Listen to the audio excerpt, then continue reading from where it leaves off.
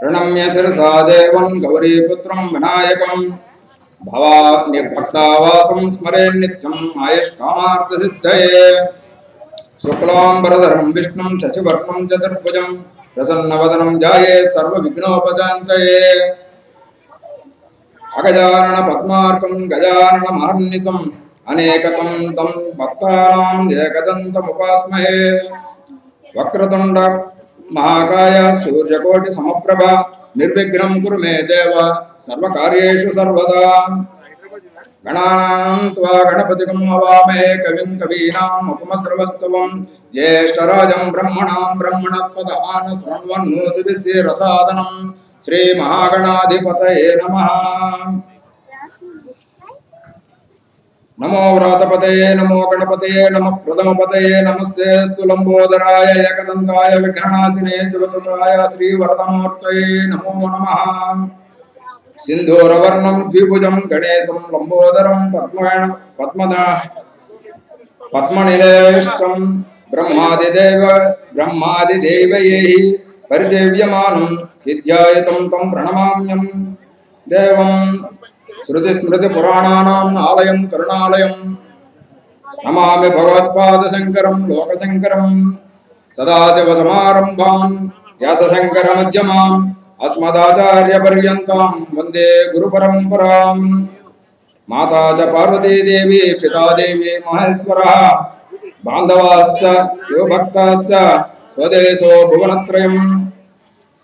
తల్లిదండ్రులకు జగత్ తల్లిదండ్రులకు అయినటువంటి భారత పరమేశ్వరులకు నమస్కారం చేసుకుంటూ ఈనాడు అంటే 27వ తారీఖు 8వ నెల 2025వ సంవత్సరం నాడు శ్రీకృష్ణదేవరాయ నగర్ కాలనీ వాసులందరూ కలిపి గణేశ మహోత్సవాలు జరుపుతున్న సందర్భంలో ఈ యొక్క ప్రవచనం చెప్పమని చెబుదామనే ఉద్దేశంతో ఆ ప్రవచనం కూడా మరేదో కాకుండా విఘ్నేశ్వరుని మీదే విఘ్నేశ్వరు గురించే విఘ్నేశ్వర తత్వం వైభవం ఇవన్నీ కూడా ఎక్కడెక్కడ క్షేత్రాలు ఉన్నాయి విఘ్నేశ్వరుడివి ప్రఖ్యాతమైనటువంటివి ఇవన్నీ కూడా మనం తెలుసుకొని అందరికీ తెలుసు. కానీ ఒకసారి అందరూ ముఖతహాగా ఒకసారి గుర్తు చేసుకుందాం అనే ఉద్దేశంతో ఈ యొక్క అంశాన్ని ఎంచుకోవడం జరిగింది. అయితే ఈ ప్రవచనం ముఖ్యోద్దేశం భక్తి ఎందుకోసం, దేవుడు అంటే ఏంటి, అలాగే పూజ ఎందుకోసం చేస్తున్నాం, అసలు ఆధ్యాత్మికత ఎందుకు కావాలి, వీటికి దర్పణం పట్టేటట్టుగా వీటిలో నేను అర్థం చేసుకునేటట్టుగా ఈ ప్రవచనం ఉంటుంది అని నేను ఆ గణపతిని ఆశీర్వాదం వల్ల ఈ విషయాన్ని చెప్పదలుచుకున్నాను. ఇంకా మొట్టమొదటిగా మనం ఇప్పటి వరకు ఒక 10 శ్లోకాలు చెప్పాము. ఈ 10 శ్లోకాలు ధ్యాన శ్లోకాలు ధ్యానం కోసమే చెప్పాను అని అనుకుంటే అలాగే, కానీ ఈ 10 శ్లోకాల వివరణ ముఖ్య ప్రసంగోద్దేశం. వీటిని బట్టి గణపతి తత్వం ఇంకా కొన్ని శ్లోకాలు ఇంకా కొన్ని సులువైన మార్గాలు చాలా రకాలు ఉన్నాయి. అవన్నీ కూడా మనం ఒకసారి గుర్తు చేసుకుందాం. ప్రణమ్య శిరసాదేవం, ఇక్కడ మొట్టమొదటిగా ప్రణమ్య అంటే నమస్కారం చేస్తున్నాను. ఎలాగయ్యా అంటే శిరసాదేవం అంటే శిరసాదేవుడికి శిరసా నమస్కారం చేస్తున్నాను అని అంటే ప్రణవం అంటే నమస్కారం. నమస్కారంలో చాలా రకాలు ఉన్నాయని మనం అర్థం చేసుకోవాల్సిన విషయం. ఒకటి హృదయ నమస్కారం, 2 చేతులు హృదయ స్థానంలో పెట్టి మనం ఇలా నమస్కారం చేస్తే హృదయ నమస్కారం అంటాం. అలా కాకుండా 2 చేతులు దాటి శిరస్సు పైకి వెళ్ళి చేతులు 2 పెట్టి చేస్తే అది శిరసాభివందనం, శిరసా నమస్కారం. ఇంకా చాలా ముఖ్యంగా అందరికీ తెలుసున్నదే కానీ మనం మర్చిపోయేటటువంటి వందనం ఇంకొకటి ఉంది, దాన్ని దండ ప్రమాణము అంటారు. దండము అంటే కర్ర, కర్ర నమస్కారం అంటే కర్ర నమస్కారం అలా చేస్తుందండి, ఏమీ లేదు. కర్ర నుంచోబెడితే దాన్ని వదిలేసిన తర్వాత ఆ కర్ర ఎలాగైతే కింద పడిపోతుందో అంటే ఎక్కడ వంగకుండగా కదలకుండగా అది దానంతటా అది ఇలా కిందకి సమానంగా భూమికి సమానంగా పడిపోతుంది. ఆ విధంగా నమస్కారం చేయమని ఉంది. దాన్ని దండ ప్రమాణం అంటారు. ఆ దండ ప్రమాణం చేసేటటువంటిది ఎవరికి అంటే గురువులకి, ఆధ్యాత్మిక బోధకులకి, పీఠాధిపతులు, మఠాధిపతులు, సాధువులు ఇలాంటి వారికి ఆ విధమైనటువంటి నమస్కారం చేయాలి తప్ప అందరికీ కూడదు. ఇది ఆ నమస్కారాల్లో ఉన్నటువంటి 2-3 రకాల విషయాలు. ఇంతకీ ప్రణమ్య శిరసాదేవం, శిరసా వంచి నమస్కరిస్తున్నాను ఎవరికి? గౌరీపుత్రం వినాయకం, గౌరీపుత్రుడైనటువంటి వినాయకుడికి నమస్కారం చేస్తున్నాను.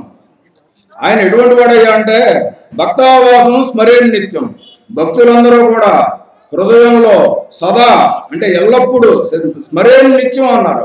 అంటే నిత్యము కూడా స్మరించేటటువంటి భక్తుల యొక్క ఆవాసాల్లో ఉన్నట్ట ఆయన ఉండి ఏం చేస్తున్నారయ్యా మనం నమస్కారం పెడితే అంటే ఆయుష్ కామార్థ సిద్ధయే, ఆయుష్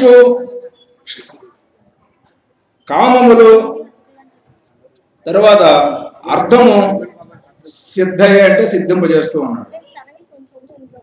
అంటే ఆయుష్ అంటే చాలా మందికి తెలుసు, కామము అంటే కార్యములు, పనులు అంతే తప్ప ఇంకొక విధమైన అర్థం లేదని కాదు నేను చెప్పేది.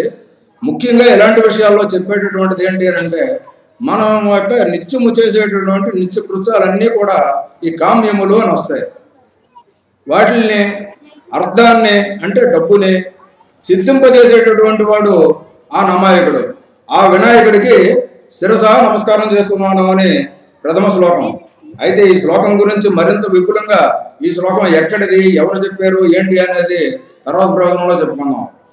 ఇంకా శుక్లాం వరదరం విష్ణుం శశివర్ణం చతుర్భుజం ప్రసన్నవదనం జాయే సర్వ విఘ్నోపశాంతయే. అందరికీ తెలుసున్నటువంటిది గణపతి శ్లోకం కదండి, కానీ ఇందులో గణపతి ఎక్కడ కనపడట్లేదు. శుక్లాం వరదరం విష్ణుం అని చెబుతున్నాం. మరి విష్ణుం అని చెబితే ఇది గణపతి స్తోత్రం ఎలాగయ్యింది? ఈ విధమైన ఆలోచన మనం కాదు, ఏనాటి నుంచో అందరూ అనుకుంటున్నారు. అయితే ఇది గణపతి స్తోత్రం ఎలాగయ్యిందో మన పెద్దలు పూర్వీకులు అందరూ చెప్పారు కాబట్టి మనం దీన్ని గణపతి శ్లోకంగా స్వీకరిస్తున్నాం.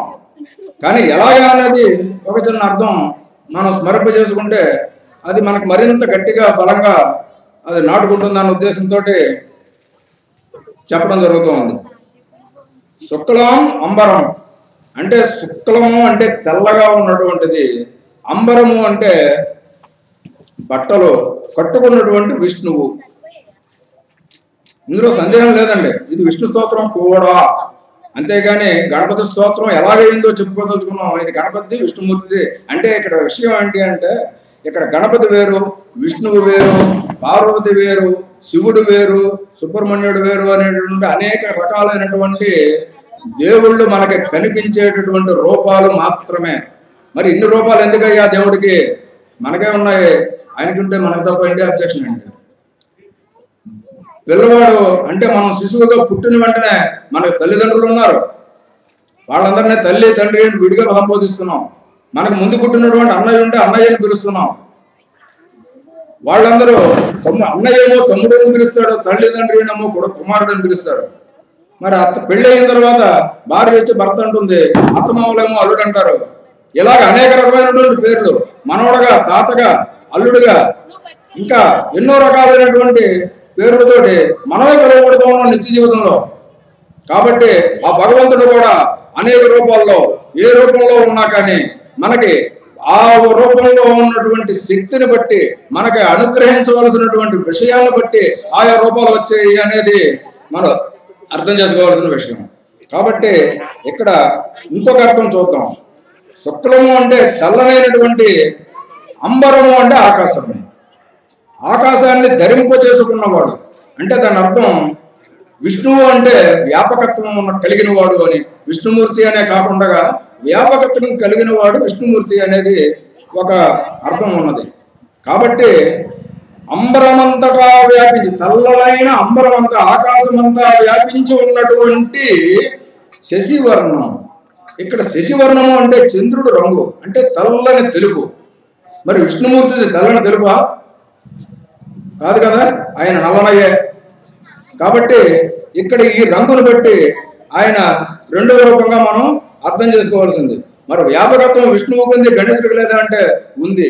గణేశుడిగా కాదు, మన సదాశివ సమారంభం అని శంకరాచార్యుల వారి గురించి ఏదైతే మనం చెప్పుకున్నామో ఆ శ్లోకం ప్రకారంగా సదాశివుడు చెప్పినటువంటి విధం ప్రకారంగా ఆమనాయ పీఠాలని 6 అన్నారు ఆయన. అంటే మనం భగవంతుని అర్చించవలసినటువంటి విషయాలుగా రూపాలుగా సర్వ సంపదలని మోక్షాన్ని దగ్గర నుంచి అన్నిటినీ ఇవ్వగలిగినటువంటి దేవుళ్ళని 5 రూపాలతో చెప్పారు ఆయన. అది మొట్టమొదటిది గాణాపత్యం అంటే గణేశ్వరుడు, రెండవది అమ్మవారు, మూడవది పరమేశ్వరుడు, నాలుగవది నారాయణమూర్తి. దీన్నే సూర్యనారాయణుడు, సూర్యోపాసన అనొచ్చు, నారాయణుడు అనొచ్చు. సూర్యుడి దగ్గర నుంచి సమస్త దేవతలు కూడా ఆ యొక్క సూర్య భగవానుడి రూపంగా ఆయన సూర్య భగవానుడిగానే మనకు శాస్త్రాలు చెబుతూ ఉన్నాయి. కాబట్టి సూర్యుడు వేరు, నారాయణుడు వేరు, దేవుడు వేరు అనేటువంటి అవసరం లేదు. మనకు ప్రత్యక్ష నారాయణుడు సూర్యనారాయణుడు. అది సూర్యోపాసన నాలుగవది. 5వది సుబ్రహ్మణ్య ఆరాధన ఉంటుంది. ఇవన్నీ కూడా మనకి కావాలి, చూడాలి. ఈ షణ్మతాస్థాపన ఆచార్యులు శంకరాచార్యుల యొక్క పుట్టినటువంటి స్థలం కేరళ రాష్ట్రంలో కాలడి అనే ఊర్లో దీనికి ఒక పెద్ద స్తూపం కట్టి ఈ షణ్మతాలకి ప్రతీకగా 6 రకాల అంతస్తుల్లో ఈ 6 రకాలైనటువంటి దేవుళ్ళని ప్రతిష్ఠించి మనందరి కోసం అక్కడ ఈరోజు కూడా చూడడానికి అందంగా తయారు చేసి పెంచారు అక్కడ.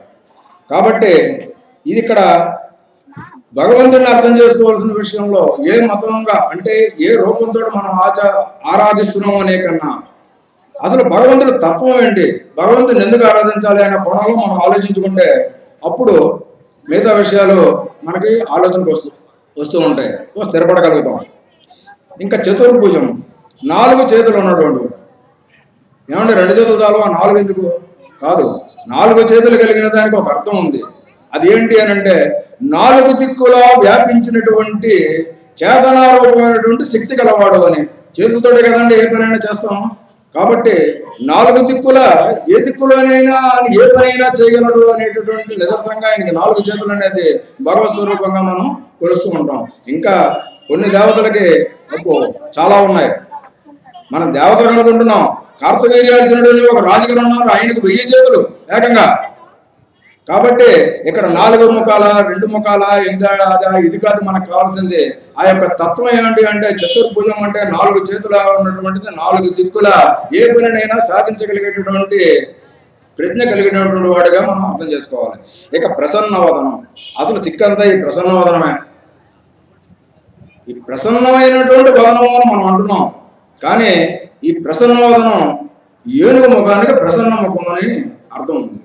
కాబట్టి ప్రసన్నవదనము అంటే ఏనుగు ముఖము కలిగినటువంటి వాడ. ఈ ఏనుగు ముఖానికి ప్రసన్న ముఖం అని రావడానికి కారణం అంత ప్రసన్నత ఆ ఏనుగుకి ఎందుకు వచ్చింది అని అంటే మనకు మంచి ముత్యాలు మనస్సుకు ప్రతీక. చంద్రుడు అధిష్టాన దేవత కాబట్టి మంచి ముత్యాలను ధరిస్తే మనస్సు నిర్మలంగా ఉంటుంది అని మంచి ముత్యాలు జరుగుతుందని మనకు చెప్తూ ఉంటారు.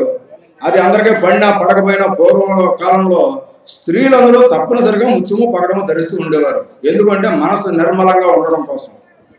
అటువంటి నిర్మలమైనటువంటి ముత్యాలు మనకు లభించేటటువంటి చంద్రాంశతోటి చంద్రుడి యొక్క అంశ మన మీద ప్రసరించడానికి కారణంగా కలిగినటువంటి మంచి ముత్యాలు 2 చోట్ల మనకు లభ్యమవుతాయి. ఒకటి ముత్యపు చెప్ప అనేటువంటి ఆల్చిప్పలాగా ఉండేటటువంటి ఒక జంతువు నుంచి, అది సముద్ర గర్భంలో ఉంటుంది. ఆ సముద్రం అడుగున అగాధమో జలనిధిలోన ఆడే ముత్యం ఉన్నట్టులే. ఆ రకంగా ఆ సముద్రం అడుగు నుంచి ఆ ముత్యాలు వస్తూ ఉంటాయి. ఆ పురుగు అందులోది కాలగమనం చేసిన తర్వాత ఆ ఆలుచెప్పులు విడిపోయి సముద్ర పొడికి కొట్టుకొని వస్తూ ఉంటే ఆలుచెప్పులు అంటుకుని ఉంటాయి ముత్యాలు. అవి తీస్తారో అది అసలైన నికార్సైన ఒరిజినల్ మనకి ముత్యం. ఇంకా 2వ స్థానం ఏనుగు కుంభస్థానంలో ఉంటాయి.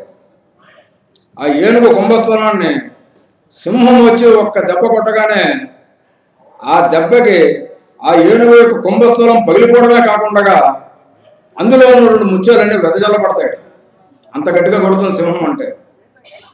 కాబట్టి ఏనుగప్పుడు కూడా ఈ ప్రశాంతతను పొందడానికి కారణం తన శిరస్సులో తయారైనటువంటి ఆ విధమైనటువంటి ఆ మంచి ముత్యాలు అందులో ఉన్నందువల్ల ఆయనకి ఆ ఏనుక అంత ప్రశాంతత వచ్చిందని చెప్పేసి మనం భావించుకోవచ్చు. జాయే సర్వ విఘ్నోపశాంతయే. అటువంటి ఆయన్ని నేను ధ్యానం చేస్తూ ఉన్నాను. కాబట్టి ఆయన ఏం చేస్తారు అంటే నా విఘ్నాలన్నింటినీ కూడా సర్వోలైన విఘ్నాలని తొలగించుగాక. ఇది దీనికి అర్థం. ఇప్పుడు మనం గణపతి పరంగా దీన్ని అర్థం చెప్పుకుంటే తెల్లనైనటువంటి ఆకాశమంతా వ్యాపించగలిగినటువంటి తెల్లనైన 4 చేతులు కలిగినటువంటి ఏనుగు వదనంతో ప్రసన్నంగా ఉండేటటువంటి ఆ పరమేశ్వరుణ్ణి ఆయన్ని ధ్యానం చేస్తూ ఉన్నాను. ఎందుకోసం అయ్యా అంటే నా విగ్రహాలన్నీ ఆయన తొలగించుగాక అని. ఇంకా 3వ శ్లోకం అగజానన పద్మార్కం గజానన మహర్నిశం. ఏంటండి అగజానన అంటే ఏం అర్థం కాలేదు నాకు అని అంటే, అగ అంటే కదలనిది లేకపోతే కొండ, జా అంటే దానికి పుట్టినటువంటిది, అంటే కొండకు పుట్టినటువంటిది కొండల రాజు యొక్క పుత్రిక పార్వతీదేవి. ఈ పార్వతీదేవికి సూర్యుడికి కలువకి ఉన్నటువంటి ఏదైతే సంబంధం ఉందో అదే సంబంధాన్ని పార్వతీదేవికి గజానానికి ఆపాదిస్తూ రాశారు ఈ కవి. అంటే సూర్యుడిని చూసినటువంటి పద్మం ఎలా వికసిస్తుందో గణేశ్వరుని చూసినటువంటి ఆ పార్వతీదేవి ముఖము ఆ రకంగా విచ్చుకుని సంతోషంతో విచ్చుకుని ఉంటుంది. అటువంటి ఆ గజానన్ అంటే అమ్మవారి యొక్క ఆనందానికి కారణమైనటువంటి గణేశుడా నీకు నమస్కారం. ఎప్పుడు అహర్నిశం అంటే ఒక గంట, ఒక రోజు, ఒక వినాయక చవితి రోజున, సంవత్సరానికి ఒకసారి ఏం కాదండి. అహర్నిశం ఇంకా బతుకున్నంత కాలం నిద్రలోనూ పగలో రాత్రి ఇంక ఇలాంటి భేదాలు ఏమీ లేకుండా అన్ని కాలాల్లోనూ కూడా అహర్నిశము కూడా అటువంటి ఆ గణేశుడికి నమస్కారం చేస్తున్నాను. ఎవరయ్యా నమస్కారం చేసేది ఎవరు? అది కూడా క్లియర్ గా చెప్తున్నారు. అనేకతం తం భక్త అంటే అనేకమైనటువంటి భక్త బృందాలు ఉన్నాయి. ఆ భక్త బృందాల్లో నేను ఒకడిని. ఆ భక్త బృందాల్లో ఉన్నటువంటి ఒక భక్తుడిగా నేను నీకు నమస్కారం చేస్తున్నాను. ఏకదంతం ఉపాసన. అటువంటి ఏకదంతము కలిగినటువంటి వాడా నిన్ను పూజ చేస్తున్నాను, నిన్ను కొలుచుకుంటున్నాను, నిన్ను మనసారా నమస్కారం చేసుకుంటున్నాను అనేటువంటిది ఈ యొక్క శ్లోకార్థం. అయితే ఈ శ్లోకానికి ఇంకా చాలా ఇంకా వేరే శ్లోకాలు ఇవి ఉన్నాయి. మనం ఎంతవరకు కొంతవరకునే మనకు సమయం కాబట్టి కొన్నిగా చెప్పుకోవడం జరుగుతుంది. ఇంకా 3వది ఈ శ్లోకం పరబ్రహ్మ స్వరూపమైనటువంటి వినాయకుడిని నిరూపిస్తుంది. ఈ శ్లోకం అది ఏంటి అంటే వక్రతుండ మహాకాయ సూర్యకోటి సమప్రభ నిర్విఘ్నం కురుమే దేవ సర్వకార్యేషు సర్వదా. అంటే దీనికి ముందు ఏమిటి అంటే బ్రహ్మగారు సృష్టి చేయడం మొదలు పెడితే ఆయనకి ఏ రకంగానూ సృష్టి ఎలా చేయాలో పాల్గొలేదు. అది నిర్ధారించుకోవడానికి సృష్టి మొదలు పెట్టడానికి ఆయనకి ఏ విధమైనటువంటి సహకారం లభించకపోవడంతో ఆయనకి తెలుసున్నటువంటి ప్రణవాన్ని ఆయన తపస్సు చేసి ధ్యానించారు. ఆ ధ్యానంలో ఆయనకి మొట్టమొదటగా కాంతి స్వరూపం కనబడింది. ఆ కాంతి స్వరూపం క్రమేపీ ఓంకార రూపం ధరించింది. ఆ ఓంకార రూపం క్రమేపీ ఏనుగు ముఖం తొండం కలిగినటువంటి ఒక ముఖం కనబడింది. ఆ ముఖం మహాకాయుడిగా కనబడింది. మహాకాయం అంటే చాలా పెద్దనైనటువంటి కాయము. అంత మహాకాయం అంటే మనకు అర్థమయ్యేటట్టుగా చెప్పుకోవాలి అనుకుంటే విశ్వరూపము అని. ఆ విశ్వరూప సందర్శన యోగంగా ఆ వక్రతుండ రూపంలో ఆ మహాకాయుడు కనబడ్డట. ఎలాగా అంటే సూర్యకోటి సమప్రభ. 1,000,000 మంది సూర్యులు ఒక్కసారిగా వస్తే వారి యొక్క ప్రభ ఎంత ఎలా ఉంటుందో ఆ విధమైనటువంటి ప్రభతోటి ఆయన ఆ బ్రహ్మగారికి దర్శనం ఇచ్చిన వెంటనే ఆయన గణపతి మంత్రాన్ని ఉపదేశించి ఇది చెయ్యను ఆయన అని చెప్పేసి బ్రహ్మగారికి చెప్పిన తర్వాత ఆయన సృష్టి కార్యం అనేది చేయగలగడం ఆయనకి జరిగింది. అటువంటి ఆయన నిర్విఘ్నం కురుమే దేవ, నాకు నిర్విఘ్నాలన్నింటినీ కూడా నిర్విఘ్నాన్ని ఇవ్వు అంటే నిర్ఘ్నాలు లేకుండా నాకు చెయ్యి. సర్వకార్యేషు సర్వదా. ఏదో ఒక దాంట్లోనూ నాకేదో మా అమ్మాయి పెళ్ళి అవ్వాలి, లేకపోతే నేను ఏదో ఇల్లు కట్టుకోవాలి అనుకున్నా ఒక్క కార్యంలో కాదుట. సర్వకార్యేషు సర్వదా, ఎల్లప్పుడూ కూడా ఎటువంటి విఘ్నాలు నాకు కలగకూడదు. అటువంటిది అని బ్రహ్మగారు ఆ రూపాన్ని చూసి స్తోత్రించినటువంటి ఈ స్తోత్రంలో ఉన్నటువంటి ఈ యొక్క శ్లోకమే వక్రతుండ మహాకాయ శ్లోకం. ఇంకా గణానాంత్వా గణపతిగం, ఇది చాలాసార్లు వింటూనే ఉన్నాం. పూజలో 4-5 సార్లు చెప్తున్నారు మన గురుగారు. అయితే ఇది చాలా పవిత్రమైనటువంటిది. ఒక మహర్షి ఆయన తపస్సు ద్వారాగా గణపతిని ప్రత్యక్షం చేసుకున్నటువంటి మహామంత్రం ఇది. ఆయనే కనిపెట్టారు. ఆయన పేరు గృత్సమధుడు. ఈ గృత్సమధుని గురించి మనం చెప్పుకోవాలి అనుకుంటే చాలా ఉంటుంది. కాకపోతే ఈయనకి సమానమైనటువంటి భక్తుడు ఇంకొక ఆయన ఉన్నాడు. ఆయన గురించి కొంచెం విపులంగా చెప్పుకుందాం. అయితే గణానాంతం అంటే ఏంటి? ఇది ఋగ్వేదంలో మంత్రంగా చేర్చబడింది. ఆయన చేసినటువంటి మంత్రాన్ని. ఈ మంత్రాన్ని ఎవరైతే 4 లక్షల అన్ని 4లే చూడండి, 4,44,444 మార్లు కనుక ఈ మంత్రాన్ని జపం చేస్తే, జపం ఎలా చేయాలో దానికి ఒక పద్ధతి ఉంటుంది. దానికి ఋషులు దేవతలు అందరూ ఉంటారు. వాటికి మూల మంత్రాలు ఉంటాయి, బీజ మంత్రాలు ఉంటాయి, ఆవాహన ఇలాంటివన్నీ కూడా చేయాలి. ఆ చేసిన తర్వాత ఈ మంత్రాన్ని కానీ అన్ని సార్లు జపిస్తే గణపతి సాక్షాత్కారం లభిస్తుంది. అలా లభించినటువంటి వాడు గృత్సమధుడు. ఆయన ఈ మంత్రాన్ని చెప్పారు. కాబట్టి ఈ మంత్రాన్ని పట్టుకెళ్ళి ఋగ్వేదంలో ఉంది, యజుర్వేదంలో ఉంది ఈ మంత్రం. ఇంతటి గొప్ప మంత్రం. దీనికి ఆయన ఏ రకమైనటువంటి ఇందులో శక్తిని ఆపాదించాడో మనం చూద్దాం. గణానాంతం అంటే గణములకు అధిపతి. గణానాంత్వ గణాపతిగం అంటే ఏమిటి? గణాలంటే దేవగణాలు, యక్షగణాలు, కింపురుషులు, ఆఖరికి భూత ప్రేత గణాలు, మనుష్య గణాలు, ఇంకా 1, 2 అని చెప్పడం లేదు. భక్త గణాలు, కులగణాలు, మతగణాలు, ఇంకా ఏ రకంగానైనా కానీ ఒక సమూహాన్ని ఒక గణము అంటాం. అటువంటి గణాలకు అధిపతి కాబట్టి గణపతి. గణానాంత్వ హవామయ. నువ్వు వచ్చి కూర్చోవయ్యా. ఎక్కడ? నేను ఉన్న చోట కూర్చో. మరి ఎందుకు కూర్చోవడం? నేను యాగం చేస్తున్నాను. ఆ యాగంలో హవిస్సులు చేస్తున్నాం. ఆ యాగంలో ఏమున్నాయి, ఏం తప్పులు చేస్తున్నాం, ఏం మంచి చేస్తున్నాం, అటువంటి సలహాలు కానీ వీటికి కానీ వచ్చి కూర్చోవయ్యా అని చెబుతున్నారు. అటువంటి ఆయన గణపతిగం హవామయ. కవిం కవీనాం అంటే కవులలో అత్యుత్తమమైనటువంటి కవిట, గొప్ప కవిట. అయితే అంతటి గొప్ప కవి అంటే ఆయనకు కావాల్సినవి ఏంటి కావాలి? ఛందస్సు, తర్వాత ఇంకా చాలా విధమైనటువంటి వ్యాకరణం, విద్య, కావ్యాలు, పురాణాలు ఇవన్నీ తెలుసుంటేనే ఆయన ఏదైనా కవిత్వం చెప్పగలడు, ఎవరి గురించైనా చెప్పగలడు. అటువంటి ప్రజ్ఞాశాలి అయినటువంటి కవులకు ఆయన కవిగా ఉన్నట్ట. ఇంకా ఆ తర్వాత ఇంకా ఎవరు చెప్తున్నారు? జ్యేష్ఠరాజం. ఆయనే పెద్ద రాజుట. ముఖ్యమైనటువంటి జ్యేష్ఠ అంటే పెద్ద ఉంది, ముఖ్యమైనటువంటి ఆయన కూడా ఉంది. ముఖ్యమైనటువంటి రాజుటైన అటువంటి ఆ జ్యేష్ఠరాజు బ్రహ్మణాం బ్రాహ్మణస్పత.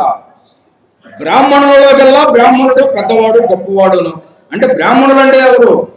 బ్రాహ్మణులు అంటే వేదాన్ని నేర్చుకుని, వేదాన్ని తన బుర్రలోనే బదులుపరుచుకుని, ఎటువంటి విధంగానూ మర్చిపోకుండా పూర్తిగా వేదాలు 4 కలిపి కావాలనుకుంటే 7 కోట్ల మంత్రాలు ఉన్నాయి వేదాలన్నింటిలోనూ కలిపి.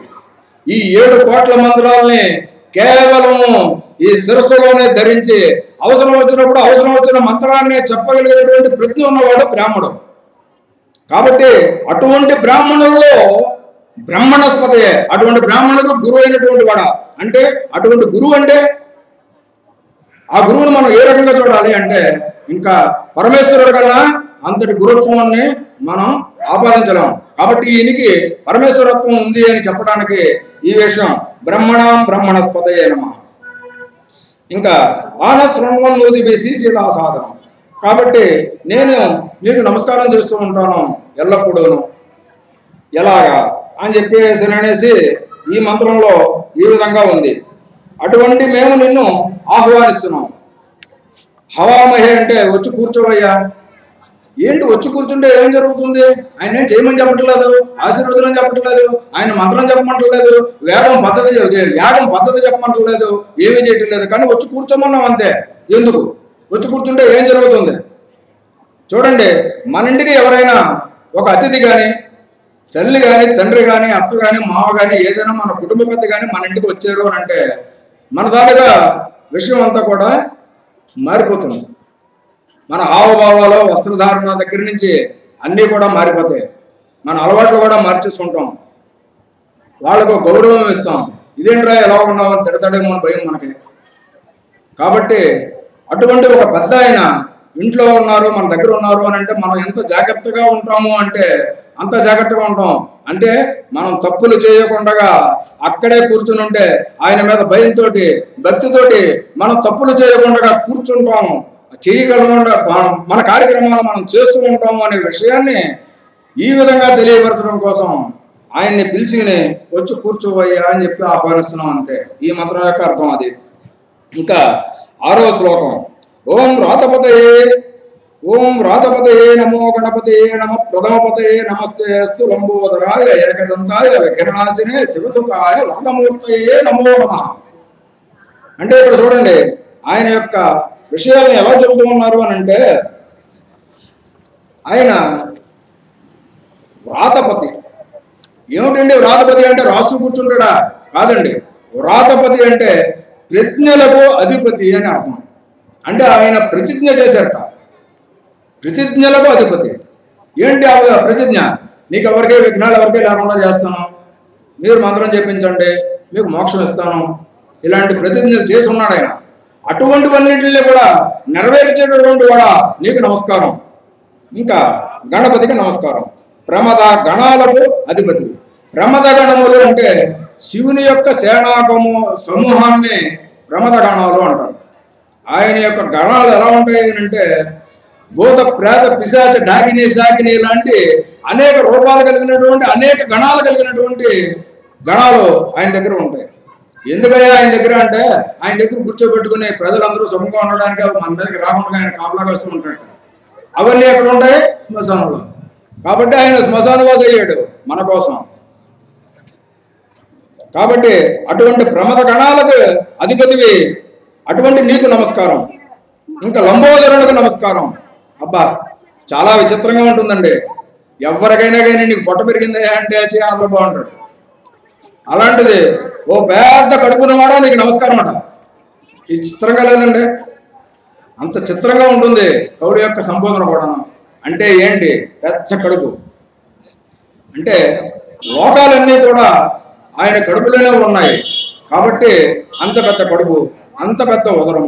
దీని గురించి ఇంకా తర్వాత శ్లోకంలో విడిగా చెప్పుకుందాం. లంబోదరులకు నమస్కారము.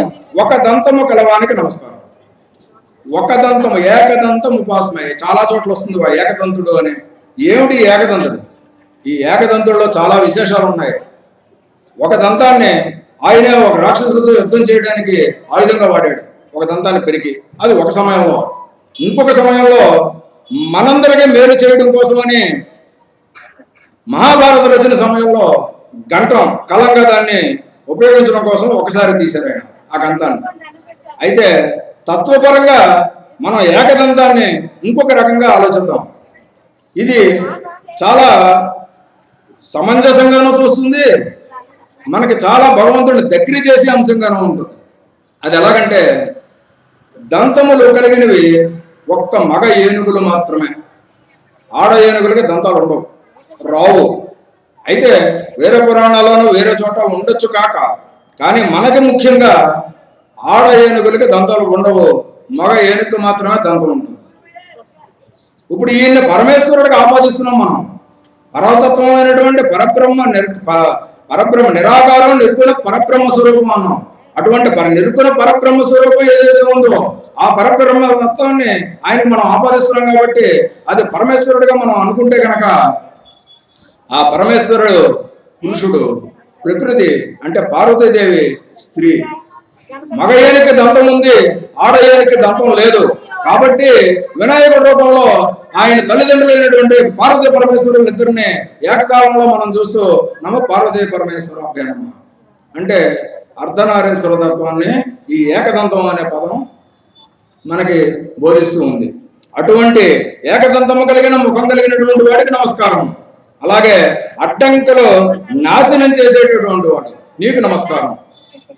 నాశనము అంటే తొలగించడం కాదండి, ఇంకా మరి అవి ఎప్పటికీ రావు, ఇంకా అవి లేకుండా చేయటం, నాశనం చేయడం అంటేను. శివకుమారుడా నీకు నమస్కారం. ఇది ఇంకా విచిత్రమైన సంభవం.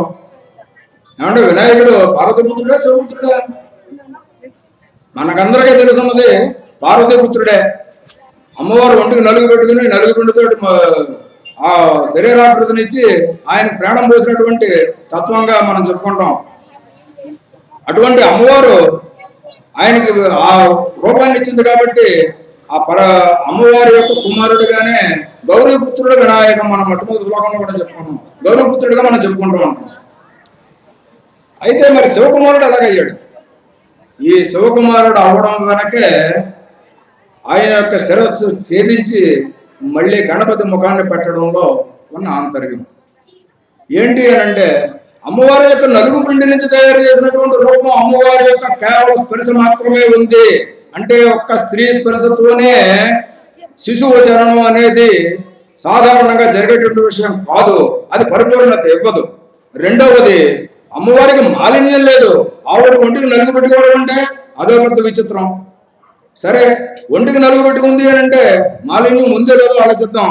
శరీరానికి ఉన్నటువంటి మాలిన్యంతో ఏర్పడినటువంటి రూపం కాబట్టి ఆ గణేశ్వరుల్లో అహంకారం ఉంది. అహంకారం ఉంది కాబట్టి శివుడితో యుద్ధం చేశాడు ఆయన. అంటే ఈ పరమేశ్వరుడికి తండ్రి ఆయన అని చెప్పేసి చెప్పలేదా గణేశుడికి? ఆవిడ చెప్పే ఉంటుంది. పోనీ సర్వజ్ఞుడు పరమేశ్వరుడు, ఈయనకి తెలియదా ఈయన పుత్రుడేనే, తల్లి చెప్పకపోయినంత మాత్రం బయటకు వెళ్ళొచ్చే లోపల తయారైపోయాడు కదా అని అనుకోవడానికి ఈయన పరమేశ్వరుడు, ఈయనకి అన్నీ తెలుసున్నటువంటి వాడు. మరి ఎంతోమంది చేశాడు, తల ఎందుకు తీసాడే అంటే రెండు కారణాలుగా. ఈ అహంకారం ఉన్నటువంటి శిరస్సు పనికిరాదు. రెండవది, ఈ పురుష స్పర్శతో అయితేనే కనుక సంతానం సంపూర్ణం అవుతుంది కాబట్టి ఆ యొక్క శిరస్సును తీసివేసి ఇంకొక శిరస్సును పెట్టాలి. ఏమంటే ఏనుగు ముఖం తప్ప ఇంకేం దొరకలేదా ఆయన పెట్టడానికి? అయితే దానివల్ల విశేషం ఏంటి అంటే, ఒకసారి గజాననుడు అంటే ఏనుగు రూపంలో ఉన్నటువంటి గజ యొక్క ఒక రాజు ఆయన్ని తపస్సు చేస్తే శివుడు మెచ్చి వరం కోరుకోమని అంటే, నా శిరస్సుని అందరూ పూజించాలి, నా శిరస్సుకి అందరూ దండం పెట్టాలని కోరుకున్నట్టు. ఆయనకి దండం పెట్టాలని కోరుకోలేదు. ఇక్కడ అర్థం చేసుకోవాలి మనం. నా శిరస్సుకు మాత్రం ఆయన దండం పెట్టాలి అందరూ కోరుకున్నాడు ఆయన. అది నిజం చేయాలంటే శిరస్సుకు కేవలం శిరస్సు మాత్రమే దండం పెట్టాలి కాబట్టి ఆయనకి ఇచ్చిన వరాన్ని నిజం చేయడం కోసం ఆ ఏనుగు తలం పట్టుకొచ్చి ఈ గణేశుడికి అతికించారు. ఇది మన ముఖ్యమైనటువంటి కథ. అప్పుడు శివస్పర్శ కూడా కలిగింది కాబట్టి ఆయన శివకుమారుడు అయ్యాడు. అందుకని శివకుమారుడా నీకు నమస్కారం అంటే ఈ కథంతా మన జ్ఞాపకం రావడం కోసం శివకుమారుడు అని పెట్టారు ఈ స్తోత్రంలో. అటువంటిది ఈ శివకుమారుడికి నమస్కారం అనేటువంటి నామం. ఇంకా వరాలు ఇచ్చేటటువంటి వాడికి ఆ గణేశుడికి అందమైనటువంటి రూపం కలిగినటువంటి గణేశునికి నమస్కారం. ఇది ఆ నమో వ్రాతపతయే అనేది. ఇది కూడా చాలా ఎక్కడో దూరంగా ఉన్నటువంటి ఒక శ్లోకం. ఈ శ్లోకం ఎప్పుడు పుట్టింది ఏంటి అనేది ముందు ప్రవచనంలో మనం విందాం.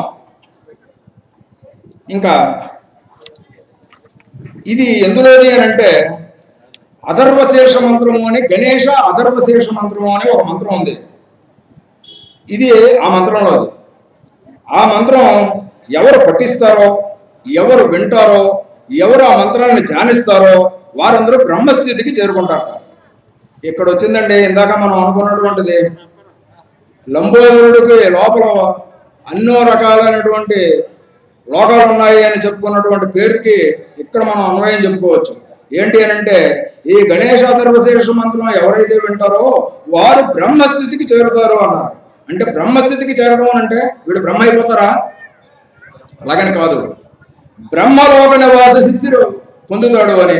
అయితే బ్రహ్మ ఎక్కడున్నాడు ఇది మనం తెలుసుకోవాలంటే మనం ఎక్కడున్నామో తెలియాలి. ముందు లోకాలు 14 అన్నారు. అతల వితల సుతల రసాల తాళ పాతాళ లోకం వరకు 7. భూలోక, భూవర్లోక, సువర్లోక, మహాలోక, జనలోక, సత్యలోకంలో, జపోలోకంలో బ్రహ్మగారు ఉంటారు. అక్కడ ఈ 14 లోకాలకి నాయకుడైనటువంటి బ్రహ్మ, విష్ణువు, రుద్రుడు ముగ్గురు ఉంటారు. ఈ ముగ్గురు ఒకడు స్థితికారకుడు, ఒకడు సృష్టికారకుడు, ఒకడు లయకారకుడు. ఈ ముగ్గురికి 3 ఆధిపత్యాలు ఇవ్వడంలో ఈ యొక్క ఒక బ్రహ్మాండాన్ని వీరు ముగ్గురు నాయకులయ్యారు. అయితే మనం ఇక్కడ ఇంకొక విషయంగా మనం తెలుసుకోవాలి. ఒక్క నిమిషం లలితా సహస్రనామాల్లోకి వెళ్తే అనేక కోటి బ్రహ్మాండ నాయక అని ఉంది. అమ్మవారి పేరు అది. అంటే అనేక కోట్లు, అంటే ఎన్ని కోట్లు కూడా తెలియదండి లెక్క పెట్టడానికి. అనేక కోట్ల బ్రహ్మాండాలు ఉన్నాయి ఇలాంటివి. అలాంటి అనేక కోట్ల బ్రహ్మాండాలకి నాయకురాలు ఆ లలితా మహాత్రిపుర సుందరి. అటువంటి మనం ఉన్నటువంటి ఈ యొక్క 14 లోకాల్లో ఉన్నటువంటి బ్రహ్మగారి యొక్క స్థానాన్ని ఈ అథర్వశీర్ష మంత్రం చదివితే వింటే అది వస్తుంది. ఆ యొక్క బ్రహ్మగారి యొక్క పదవి మనం పొందొచ్చు. అంటే ఇంకా మనం ఎంత పదవులు ఎన్ని రకాల బ్రహ్మాండాలను దాటి అమ్మవారిని చేరుకోవాలి అని అంటే దాన్ని కొంచెం ఆలోచన పడితే ఇప్పుడు మనం పూజ ఎందుకు చేయాలి, దేవుడు ఎందుకు చదవాలి, ఇవన్నీ కూడా అర్థమవుతాయి. అయితే ఈ విధంగా ఉండడం దానివల్ల ఈ అథర్వశీర్ష మంత్రం వల్ల మనకి ఉపయోగం ఉంది. ఇంకా తర్వాత పంచమహాపాతకాలు పోతాయట. ఇందుకే పంచమహాపాతకాలు అంటే ఏంటండి? చాలా చమత్కారం అంటే అంతా ఇంత కాదు, చాలా జాగ్రత్తగా వినవలసినది. 5 మహాపాతకాలు. ఏమిటి 5 మహాపాతకాలు అంటే మొట్టమొదటి బ్రహ్మహత్య. అంటే బ్రహ్మగారిని మనం ఎలాగ హత్య చేయలేం కాబట్టి బ్రహ్మణ రూపమే బ్రహ్మ కాబట్టి మనం పూజ చేసేటటువంటి చేయడానికి వచ్చినటువంటి గురువుని మనం బ్రహ్మ అని పిలుస్తాం కాబట్టి బ్రాహ్మణులే బ్రహ్మలు. అంటే బ్రాహ్మణుల నుండి చంపినటువంటి వాడికి బ్రహ్మహత్యా పాతకం వస్తుంది. వీడు మొదటి రకం పంచమహాపాతకాల్లో మొదటి పాతకం. రెండవది గురుతల్పం మీద నిద్రపోయిన వాడు. ఏమంటే ఇంకెక్కడ దొరకలేదా చోటు? కొంతమందికి దొరుకుతూ ఉంటుంది. వాడికి ఇంకా తరతమ పరపాదాలు ఏమి ఉండవు. అటువంటి వాడు గురుతల్పం మీద శయనించాడు అంటే గురువుగారు ఒక్కరే పడుకుంటారు ఆ తల్పం మీద. గురువు గారు లేని సమయంలో ఈయన తల్పం మీద పడుకున్నాడని దాని అర్థం. అంటే గురుపత్ని సమాగమం చేసినటువంటి వాడు. ఇందులో ఖచ్చితంగా చెప్పబడింది, ఇందులో మొహమాటం ఏమీ లేదు. సభలో చెప్పడానికి ఇటువంటిది చెబితేనే కదా మనకి ఏదైనా మనం చేసేది తప్ప ఒప్పు అనేది తెలియడానికి, మనం వేరు చేసుకోవడానికి ఉన్నటువంటి అంశంగా మనకు మిగిలేదు. కాబట్టి అటువంటి గురు తల్పం మీద నిద్రపోయినటువంటి వాడు ఒక పంచమహాపాతకంలో ఒక పాతకుడు. రెండవ వాడు సురాపానం. దీని గురించి మనం వివరించాల్సినంతటి విషయం ఏమీ లేదు, మనందరికీ తెలుసు ఉన్నదే అది. ఇంకా నాలుగవది సువర్ణ చౌర్యం. బంగారం దొంగతనం చేస్తే వాడు బ్రహ్మహత్య చేసినటువంటి పాపం వాడికి వస్తుంది. ఇంకా 5వ వాడు ఇక్కడ పెట్టారంటే మెలికి అంతా కూడా. ఈ మెలికి ఏంటి అంటే ఈ 4 రకాల పాపాలు ఎవరైతే చేశారో వాళ్ళతోటి సాంగత్యం అంటే ఫ్రెండ్షిప్ చేసిన వాడు ఎవడైతే ఉన్నాడో వాడు ఈ బ్రహ్మహత్య పాతకం చేసిన వాడేట. అంటే ఇప్పుడు బ్రహ్మహత్య పాతకులు కాని వాళ్ళు ఎవరో, అథర్వశీర్ష మంత్రం చదువుకోవాల్సిన వాళ్ళు ఎవరో, అవసరం లేని వాళ్ళు ఎవరో మనకి చాలా ఈజీగా అర్థమైపోతాం. అంతే కదండి? కాబట్టి ఈ మంత్రం విన్నే అంతటి ఉపయోగం ఉంది అని గణేశ అథర్వశీర్ష మంత్రం చెబుతోంది. ఈ మంత్రాన్ని సాయంత్రంగానే పఠిస్తేట ఉదయం నుంచి సాయంత్రం దాకా చేసిన పాపాలన్నీ పోతాయట. ఇంకా ఉదయాన్ని పఠిస్తే కనుక సాయంత్రం నుంచి ఉదయం దాకా చేసిన పాపాలు పోతాయట. 2 పూటలు చదివితే మొత్తం అన్ని పాపాలు పోతాయి అనేటటువంటిది ఈ మంత్రం యొక్క గొప్పతనం. ఇటువంటిది ఈ గణేశుడికి ఉన్నటువంటి మహాశక్తి ఏంటి అని అంటే ఆయన ధర్మ అర్థ కామ మోక్షాలు అనేటటువంటి చతుర్విధ ఫలపురుషార్థాలని కూడా ఇవ్వగలిగినటువంటి, అంటే ఆయన మోక్షం కూడా ఇవ్వగలడు అనేది నిష్పక్షపాతంగా చెప్తూనే ఉన్నారు. ఇందులో ధర్మంతో కూడినటువంటి అర్థాన్ని సంపాదించి ఈ అర్థంతో ధర్మబద్ధమైనటువంటి కామము అంటే శారీర సంపర్కం అనే చెప్పాలి. ఇందులో మొహమాటం ఏం పడక్కర్లేదు. అలాగే కోరికల్ని సిద్ధింపు చేసుకోవడం అని కూడా అర్థం ఇందాక చెప్పుకున్నది అది కూడా ఉంది. కానీ ఇక్కడ ధర్మార్థ కామాల్లో మటుకి 3వ కామంగా చెప్పుకునేటటువంటి శారీరక స్పర్శ మాత్రమే. కాబట్టి ధర్మబద్ధమైన అర్థాన్ని సంపాదించి ఆ ధర్మబద్ధమైనటువంటి అర్థంతో ధర్మబద్ధమైన కామాన్ని ఎవరైతే అనుభవిస్తూ ఉన్నారో వాడు మోక్షానికి అర్హుడు. అదే ధర్మార్థ కామ మోక్ష చతుర్విధ ఫలపురుషార్థ సిద్ధ్యర్థం అని మనం పూజలో చెప్పుకుంటూ ఉంటాం. కాబట్టి అది కూడా ఆ మోక్షం కూడా ఆ గణపతి ఇస్తారు అని ఈ అథర్వశీర్ష మంత్రంలో చెప్తున్నారు. అయితే ఇక్కడ ఓ చిక్కు పెట్టారు. ఏంటి అంటే ఇది యోగ్యత లేని వాళ్ళకి, దేవుడు అంటే నమ్మకం లేని వాళ్ళకి ఇవి చెబితే ఇదంతా ఏం కాదు ఇలా అనుకునే వాళ్ళు, ఇలాంటి వాళ్ళు ఎవరైతే ఉంటారో అలాంటి వాళ్ళకి అసలు ఈ విషయం చెప్పకూడదు అని అదే అథర్వశీర్ష మంత్రంలో ఉంది. కాబట్టి మన వాళ్ళందరూ కూడా అటు ఇలా యోగ్యత లేని వారు ఎవరు ఇక్కడ లేరు అన్న ఉద్దేశంతో ఈ యొక్క విషయాన్ని ఇక్కడ తీసుకుని రావడం చెప్పడం అనేది జరిగింది. ఇంకా 7వ శ్లోకం సింధూరవర్ణం ద్విభుజం గణేశం లంబోదరం పద్మదలేని వీక్షం బ్రహ్మాదిదేవ్యై పరిసేవ్యమానం సిద్ధ్యాయుధం ప్రణమం దేవం. అంటే ఎర్రనైనటువంటి రంగు, ఇది ఒక ప్రత్యేకత. ఇది ఎక్కడ జరిగిందో ఆ స్థలం పేరు చెబుతాను. ఎందుకు ఈ శ్లోకం వచ్చిందో ఇది ఒక స్తోత్రంలోది. ఆ స్తోత్రం పేరు రుణహర గణపతి స్తోత్రం. అంటే రుణాలని హరించేటటువంటి గణపతి. మనకి రుణాలు హరించే వాళ్ళు ఇద్దరు ఉన్నారండి. ఒకటి గణపతి, రెండవది అంగారకుడు. వీళ్ళిద్దరి మీద కూడా ఈ రుణహారాలకు సంబంధించినటువంటి స్తోత్రాలు ఉన్నాయి.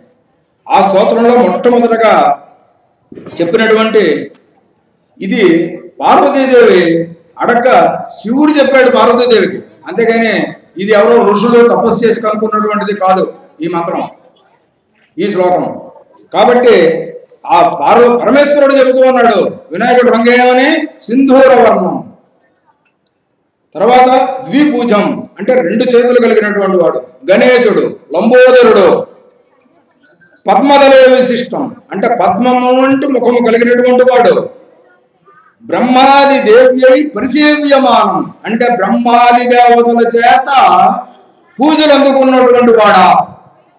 అంటే ఆయన్ని మనం పూజ చేస్తున్నాము అంటే మనం ఎంత, అటువంటి మహామహులు పూజ చేస్తున్నటువంటి ఆయన యొక్క గొప్పతనాన్ని మనం అర్థం చేసుకోవడం కోసం ఈ శ్లోకం బాగా ఉపయోగపడుతుందన్నది తోటి దీన్ని తీసుకుని వచ్చాం. సిద్ధ్యాయుతం ఆయన సిద్ధిని కలుగజేస్తాడు. సిద్ధి అని అంటే మనం అనుకున్నట్టుగా మనకి సర్వ కామాల యందు సిద్ధి, రెండవది మోక్ష సిద్ధి.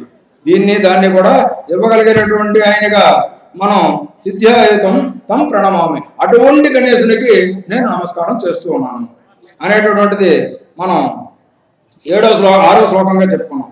7వ శ్లోకంగా అయితే ఇదంతా బాగానే ఉంది. మరి ఏంటి అసలు గణపతి ఎక్కడున్నాడు అని అంటే ఎక్కడ వెతికితే అక్కడ ఉంటూ ఉంటాడు. కానీ ముఖ్యంగా మన శరీరంలో ఎక్కడున్నాడు ఇది మనం తెలుసుకుంటే అసలు గణపతి ఏంటి, గణపతి తత్వం ఏంటి అనేది కూడా మనకు బాగా అర్థమవుతుందన్న ఉద్దేశంతో ఈ విషయానికి ప్రస్తావన తెస్తూ ఉన్నాం.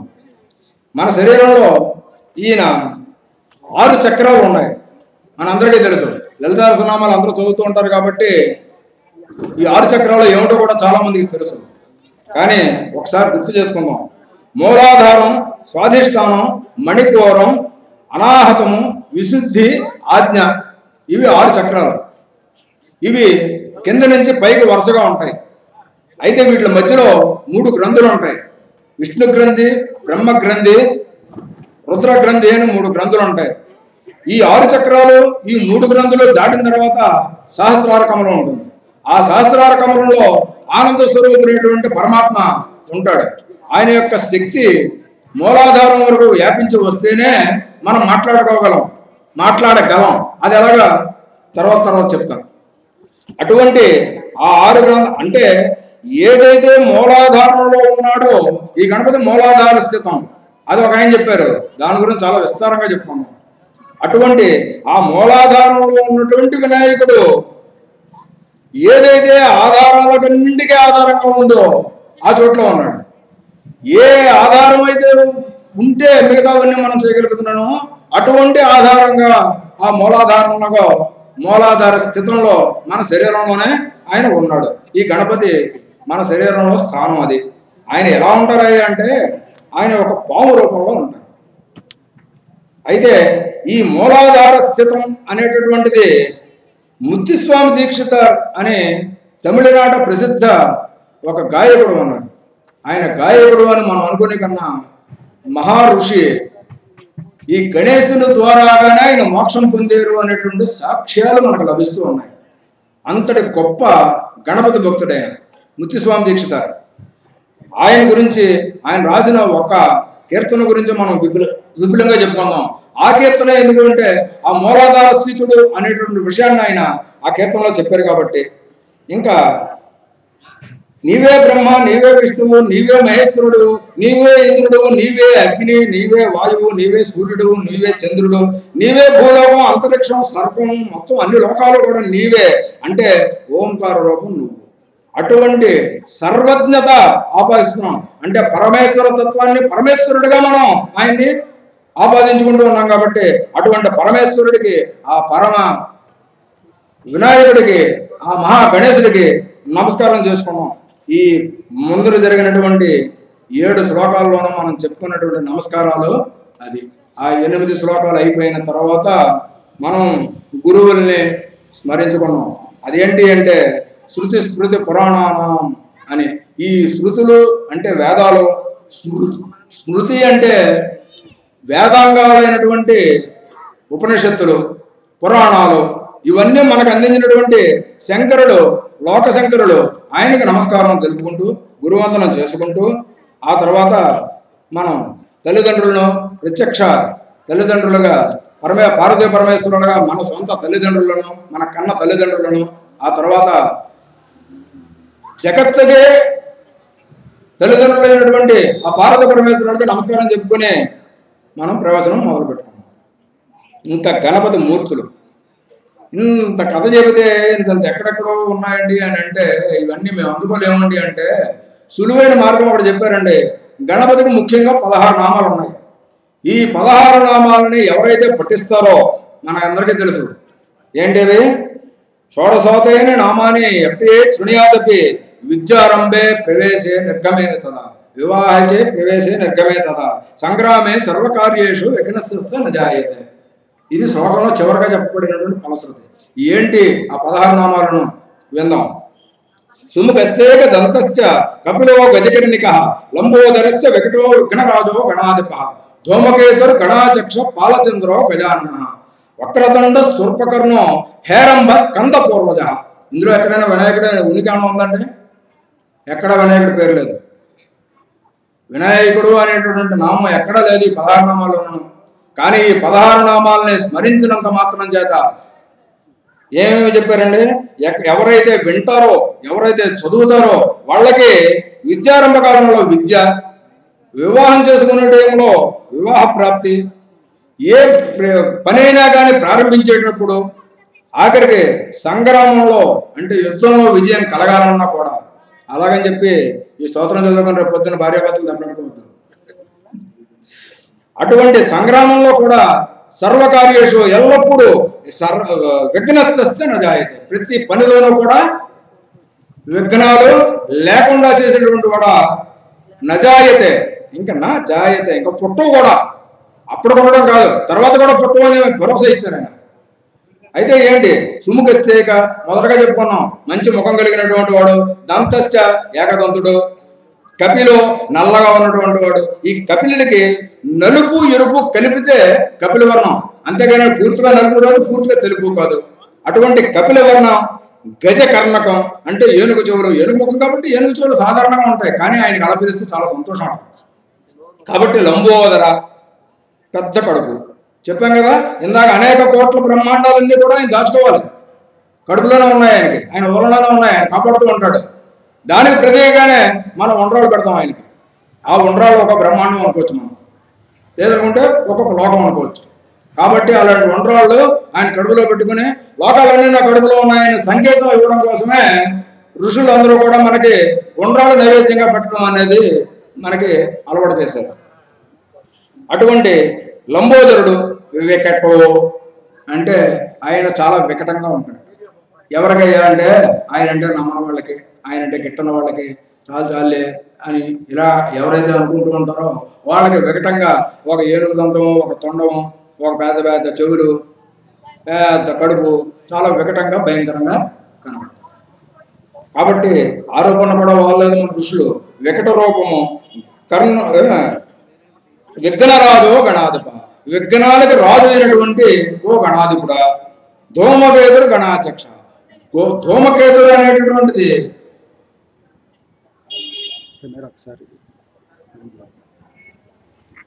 జాగ్రత్త వైర్ లాగే. అటువంటిది ఆ ధూమకేతుడు గణాధ్యక్ష. ధూమకేతువు అని అంటే దట్టనైన నల్లనైన మేఘాన్ని, ఆ యొక్క వర్ణాన్ని ధూమకేతువు అంటారు. అటువంటి రూపంతో ఉన్నటువంటి అటువంటి గణాలు ఉన్నటువంటి వాడికి అధ్యక్షుడు కాబట్టి ధూమకేతుడు గణాధ్యక్ష. అటువంటి గణాలు అంటే ధూమ్రవర్ణంలో కలిగినటువంటి గణాలకి అధిపతి, ఆయనకి నమస్కారం. బాలచంద్రో గజానన, శిరస్సు పైన నెలవక పెట్టుకుంటాడు. ఏమన్నా ఇంకేం బదిలీ ఇంకేం దొరకలేదా, అంత బరువు మొయ్యద్దైనా అంటే దీనికి చాలా విచిత్రమైనటువంటి అంశం ఉంది.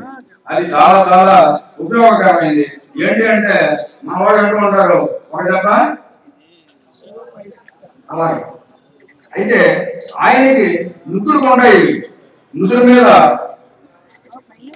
శిరస్సు పైన చంద్రవంకను ధరించినటువంటి వాళ్ళు ముగ్గురు ఉన్నారు.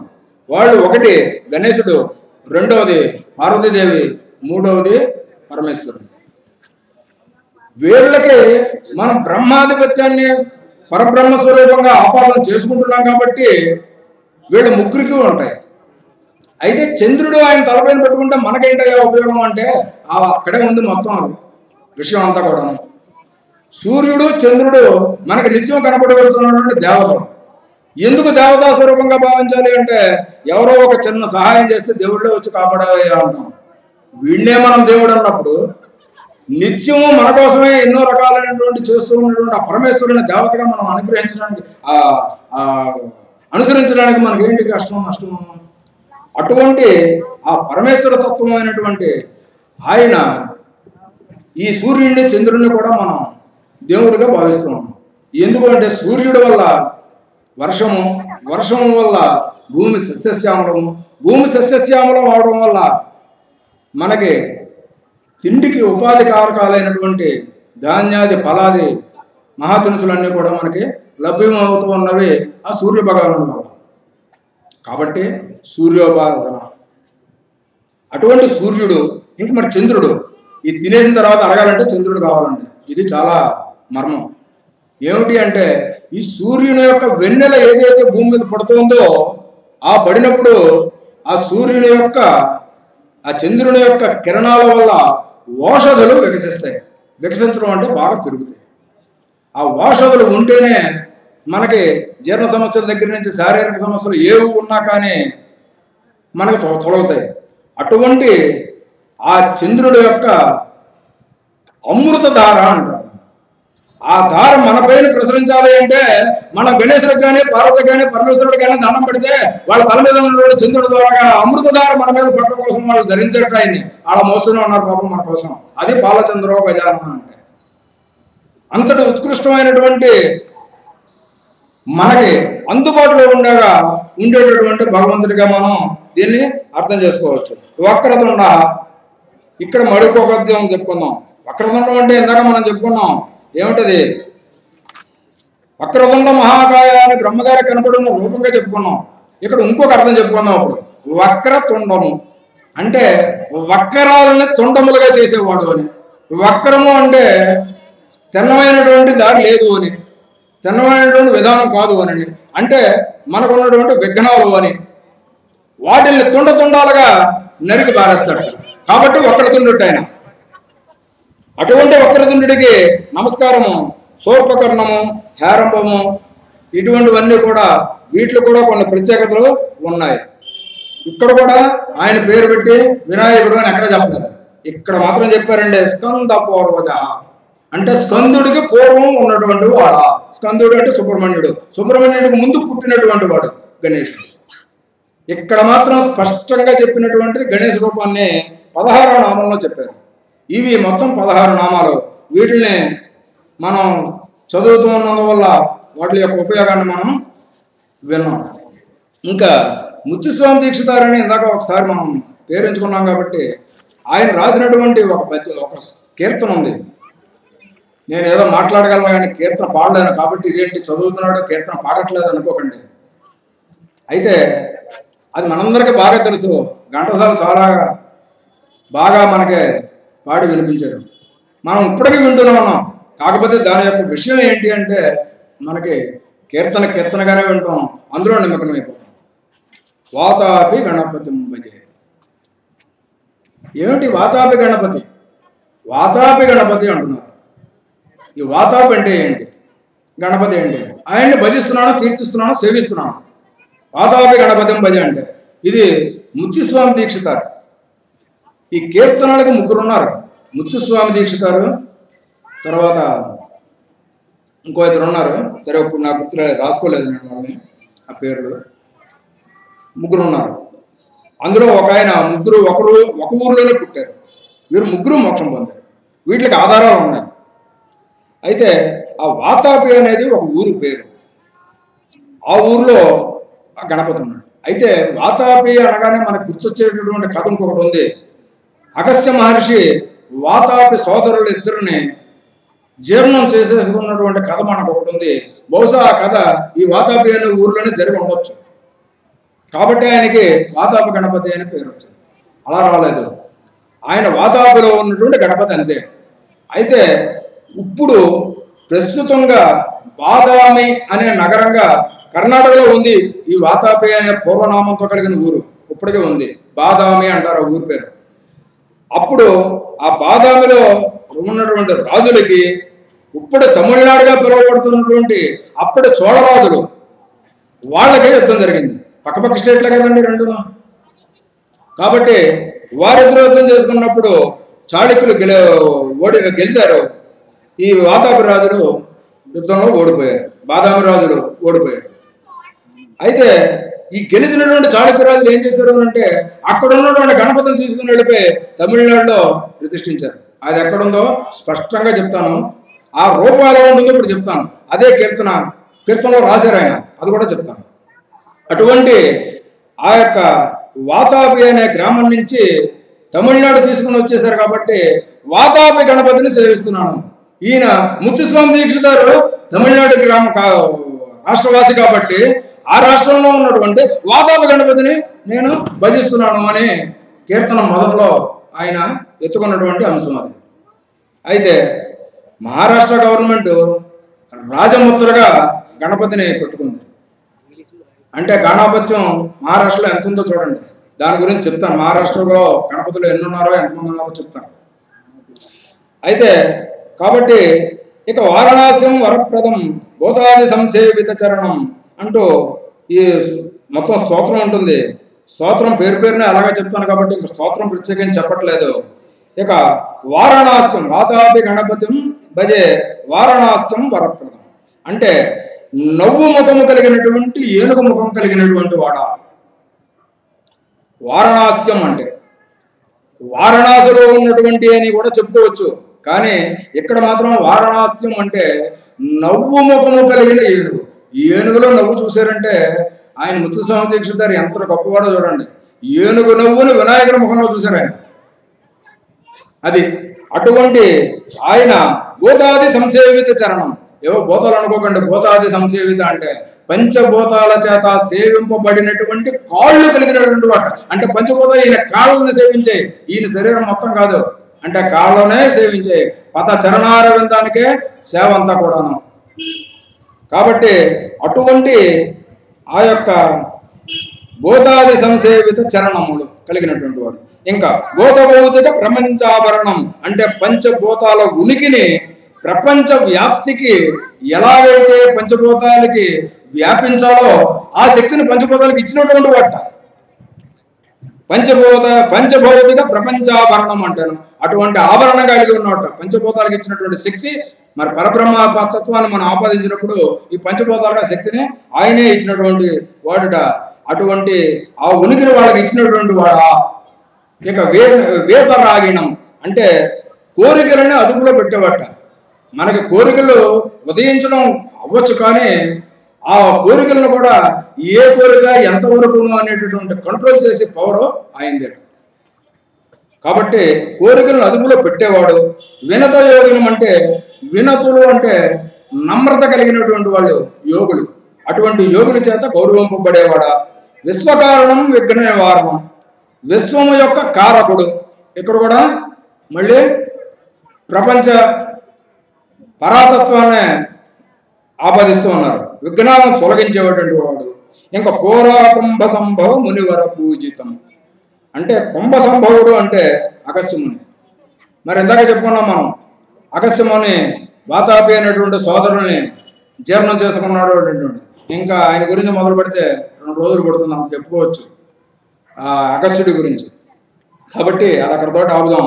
అటువంటి చేత మొట్టమొదటి పూజ చేయగా అందుకున్నట్టు ఈయన ఎవరు, ఈ వాతాపి గణపతి. అంటే ఈ వాతాపి అనే ఊరికి ఈ వాతాపి సోదరులని అగస్త్యుడు జీర్ణం చేసుకున్నటువంటి స్థలానికి సంబంధం ఉంది అని మనం ఈ రకంగా దాన్ని మనం గుర్తించగలుగుతున్నాం అన్నమాట. కాబట్టి ఆ వాతాపి అనేటటువంటి ఊరిలో మొట్టమొదటిగా ఈ అగస్త్యుడి చేత ఆ గణపతి పూజలు అందుకున్నారు.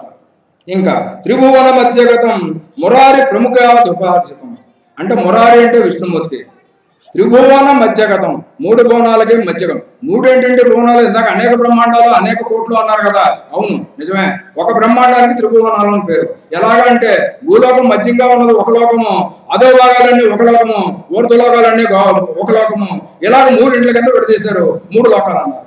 ఈ 3 లోకాలని కూడా, ఈ 3 లోకాల్లోనూ కూడా విష్ణువాది ప్రముఖుల చేత ఉపాసింపబడినటువంటి వాడా. అటువంటి క్షేత్రాలు ఏవైతే ఉన్నాయో ఆ క్షేత్రాల్లో ఉండేటటువంటి వాడా. అది ఈ యొక్క మురారి ప్రముఖాది ఉపదాస్థితం అంటే. ఇంకా మూలాధార క్షేత్రస్థితం, అసలే ఈ మూలాధార క్షేత్రస్థితం అన్న దాని గురించే ఈ యొక్క వాతాపి గణపతం అనే శ్లోకాన్ని పట్టుకోవడం జరిగింది.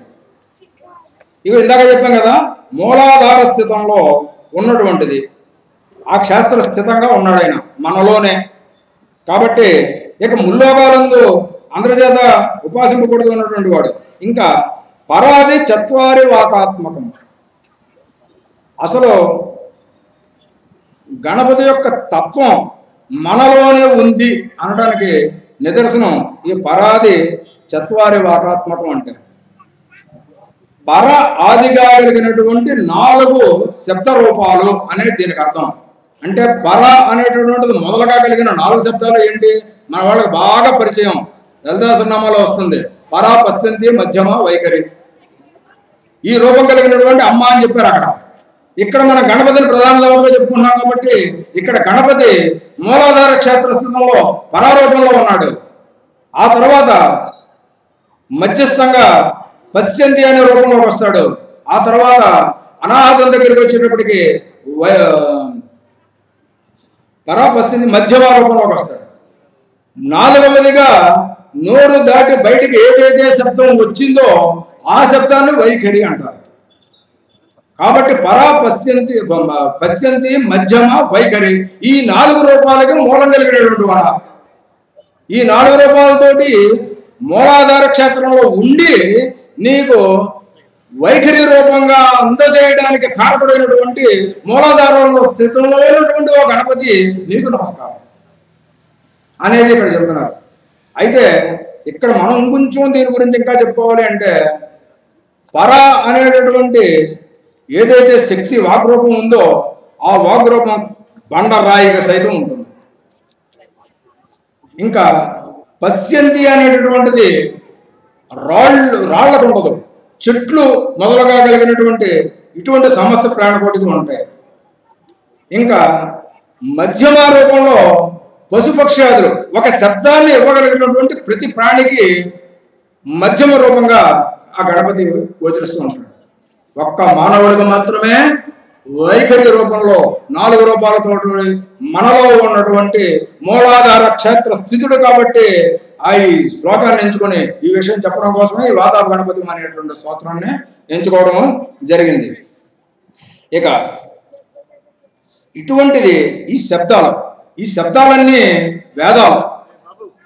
ఈ వేదాలన్నీ కూడా ఇందాక చెప్పుకున్నట్టుగా 7 లక్షల కోట్లు వేదాలు మంత్రాలు ఉన్నాయి. అన్ని వేదాల్లోనూ కలిపినటువంటి మంత్రాల యొక్క సంఖ్య ఎంత అంటే 7 లక్షల కోట్లు. వాటిని ఒక్కొక్కరు ఒక్కొక్క వేదంగా విభజించుకుని ఒక్కొక్క వేదాన్ని ఒక్కొక్కళ్ళు బుర్రలో పెట్టుకున్నారు మన యొక్క ఋషులు.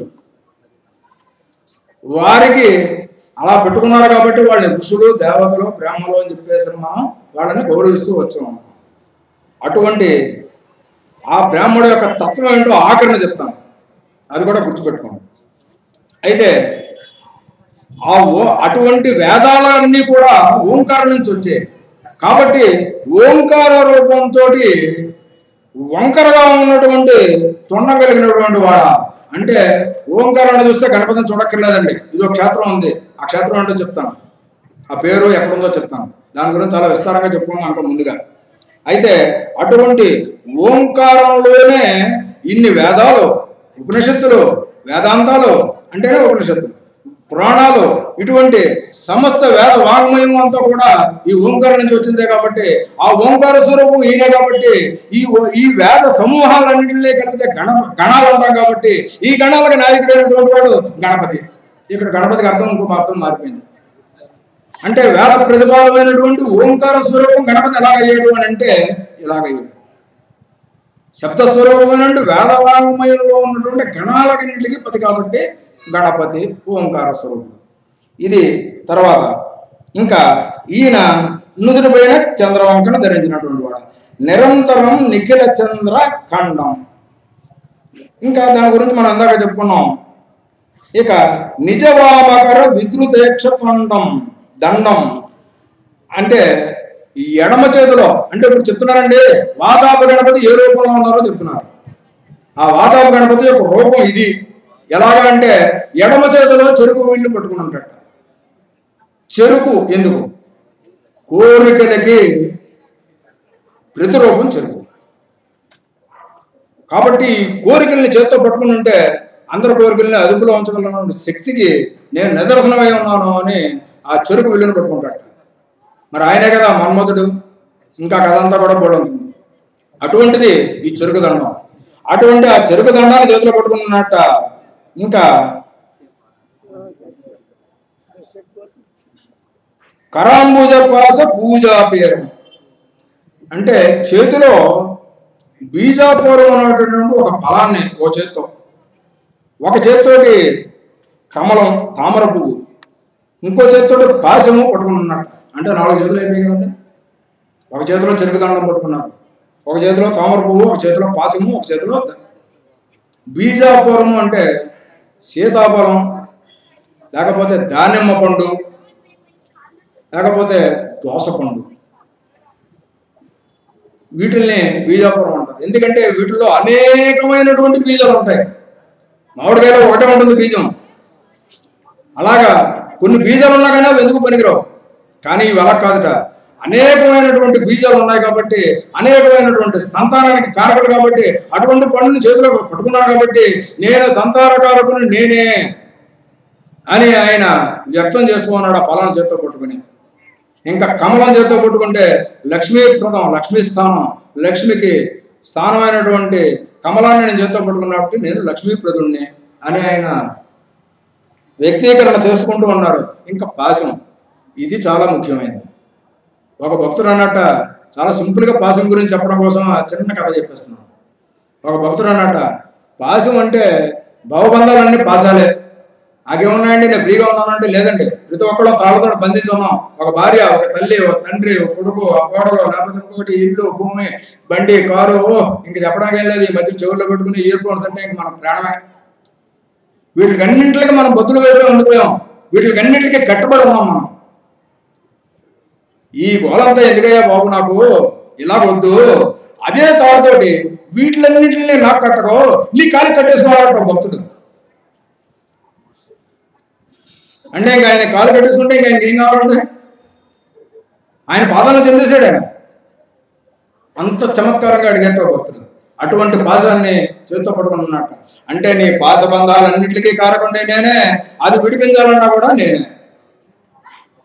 ఈ రకమైనటువంటి అర్థాలను ఉండు మనస్ఫూర్తి మనకి స్ఫూర్తినిస్తూ ఆయన గురుగుహాది తోషిత బింబం వాతాపి గణపతింబై అంటే శివుడు గురు హరాది అంటే హరాది గురుగుహ తోషిత బింబం అంటే హరుడు అంటే శివుడు, గురుగుహుడు అంటే సుబ్రహ్మణ్యుడు. వీరికి ఇద్దరికైతే ఆ స్ఫూర్తిని కలిగిస్తాట. ఆయన్ని చూస్తే వీళ్ళకి ఏదైనా సందేహాలు ఉంటే తీరిపోతాయి.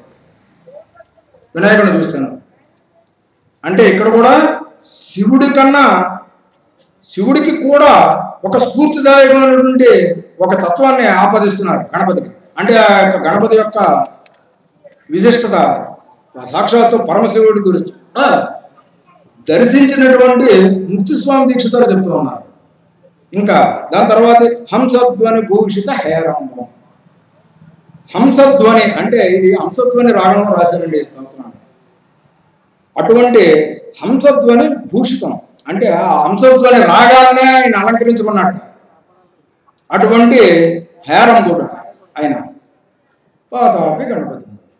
అయితే ఏమిటండి హంసధ్వని? ఏంటంటే పాట యొక్క రాగాన్ని మనం ధరించగలమా అంటే కాదుట. హంస అంటే అదొక విద్య, యోగశాస్త్రం. హంస హంసాయ విద్మహే పరమహంసాయ ధీమహే తన్నో హంస ప్రచోదయాతు అనేది హంస గాయత్రి మంత్రం. అంటే ఏంటి ఈ హంస అంటే, మనం ఏదైతే నిత్యము అందరము కూడా ఈ హంస రూపంలో ఉన్నటువంటి గాయత్రి దేవిని జపం చేస్తూ ఉన్నటువంటి వాళ్ళ అందరూ కూడా దీన్నే నాదోపాసన అంటారు. ఇది ఏంటి అంటే, ఆ హంస అంటే ఏదైతే మనం వాయువును లోపలికి తీసుకుని మళ్ళీ బయటకు వదిలిపెడుతూ ఉన్నామో ఇదే హంసనే లోపలికి వెళ్తూ బయటకు వస్తూ ఉంది ఈ హంస. దాన్ని హంస రూపము అంటారు. ఇది యోగ విద్యాపరమైనటువంటి రూపం, అర్థం అదే. అటువంటి ఆ వేద గాయత్రి రూపాన్నే ఆయన ధరించట. అంటే ఆయన వేరు, వేద గాయత్రి వేరు అనేటటువంటి అభిప్రాయాన్ని మనం పోగొట్టడం కోసం ఆ ముత్తుస్వామి దీక్షితారు మన కోసం అని ఎంత మంచి మాటలు పెట్టారన్నమాట. హంసత్వని భూషిత హేరంభం వాతాపి గణపతి. అటువంటి ఆతాపికి నేను పూజ చేస్తూ ఉన్నాను. ఇదండి ముఖ్యంగా ఈ స్తోత్ర విషయాలుగా. అయితే ఇదేంటండి ఇదంతా మాకు ఎక్కడ అర్థం ఉంది, మాకు ఇంకా సులువుగా కావాలండి. ఓ బ్రహ్మాండంగా ఏమండి, తొండమునేకదంతము తోరపు బొజ్జయు వామహస్తమున్ మెండుగమ్రోయు గజ్జలు చల్లని చూపులు మందహాసమున్ కుండక గుజ్జ రూపమున కోరిన విద్యల కల్ల నొజ్జయుండడి పార్వతీతనయ ఓయ్ గణాధిప నీకు మృక్కెదను. అంతా ఓయ్ దగ్గర ఉంది. చూడండి, ఒక్కసారి ఓ అనగానే ఎంత పరాక్రమం వాళ్ళు కూడా ఏమిటని చెప్పేసి ఏమిటి ఓ అని నన్ను పిలుస్తున్నారు ఆయన పరాకు నుంచి బయటకు వచ్చాను. చూడండి, ఆ ఓ అన్న శబ్దాన్ని అక్కడ వాడాడు ఒక కవి. అంటే ఇందులో మళ్ళీ ప్రత్యేకించి మనం ఇదంతా చెప్పుకోవాలంటే ఏముంది, తొండము, ఏకదంతము, తోరపు బొజ్జ, వామహస్తం, చెరుగడ ఉంది, మెండుగం రోయు గజ్జలు, సింపుల్ గా చాలా మనం మాట్లాడే చల్లని చూపులు, మందహాసము, ఏనుగు ముఖం, ఇవన్నీ మనం చెప్పుకున్నవే. కుండక గుజ్జ రూపం, పొట్టిగా చిన్నగా వచ్చేట మన దగ్గరికి మనం భయపడిపోకుండా అటువంటి రూపంలో కోరిన విద్యలకల్లా నొజ్జయుండడి.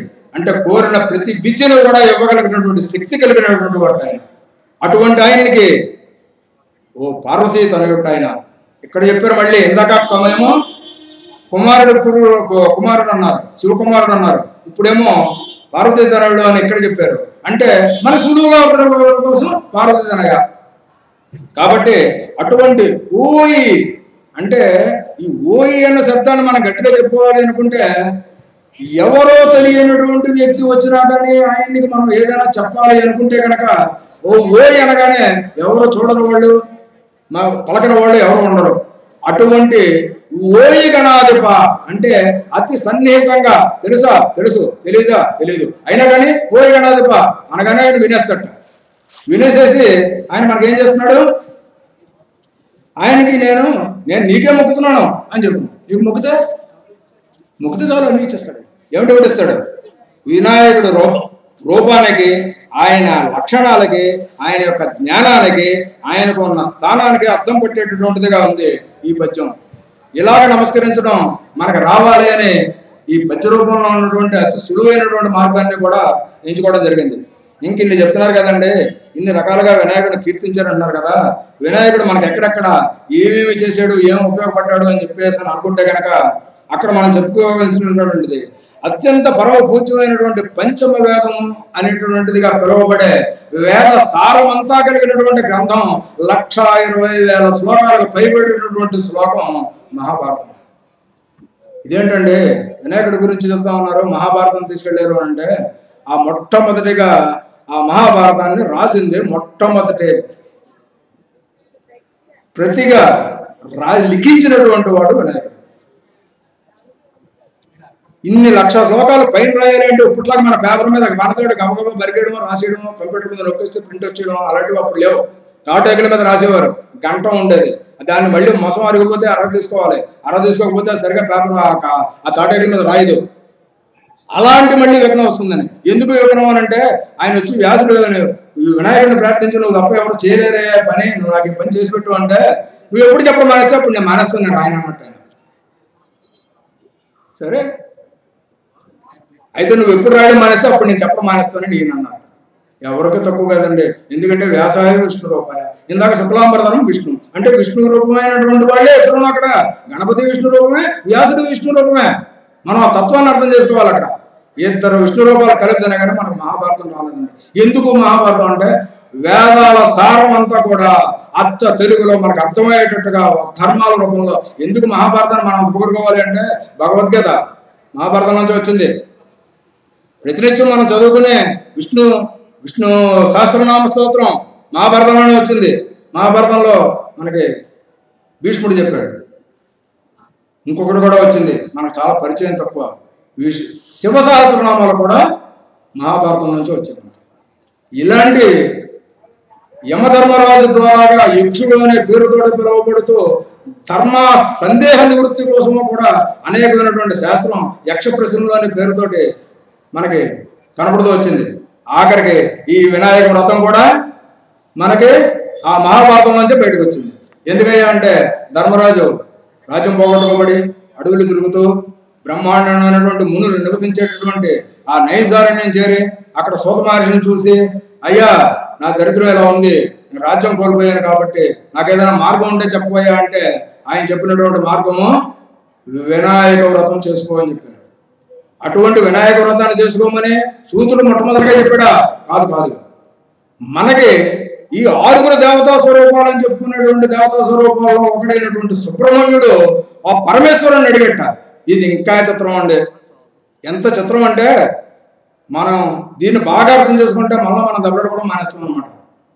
ఎందుకు అంటే సుబ్రహ్మణ్యుడు వెళ్ళి శివుణ్ణి అడిగట, నాయన లోకంలో ఉన్న ప్రజలందరూ కూడా సుఖంగా ఆటంకాలు లేకుండా సంతోషంతో అన్ని రకాలైనటువంటి ముక్తి మార్గం దగ్గర నుంచి అన్ని కూడా పొందగలిగినటువంటి ఒక వ్రతం ఏదైనా ఉంటే చెప్పుకొని అడిగట. సాంబశివుడు సంతునకు ఆనతి ఇచ్చిన ప్రకారముగా అని మనం వినాయక చవితి వ్రతకాలలో చెప్పుకుంటాం. కాబట్టి ఆయన శివుడు పరమశివుడు చెప్పాడు ఈ వినాయక వ్రతాన్ని ఎవరికి? స్కందుడికి, అంటే సుబ్రహ్మణ్యుడికి.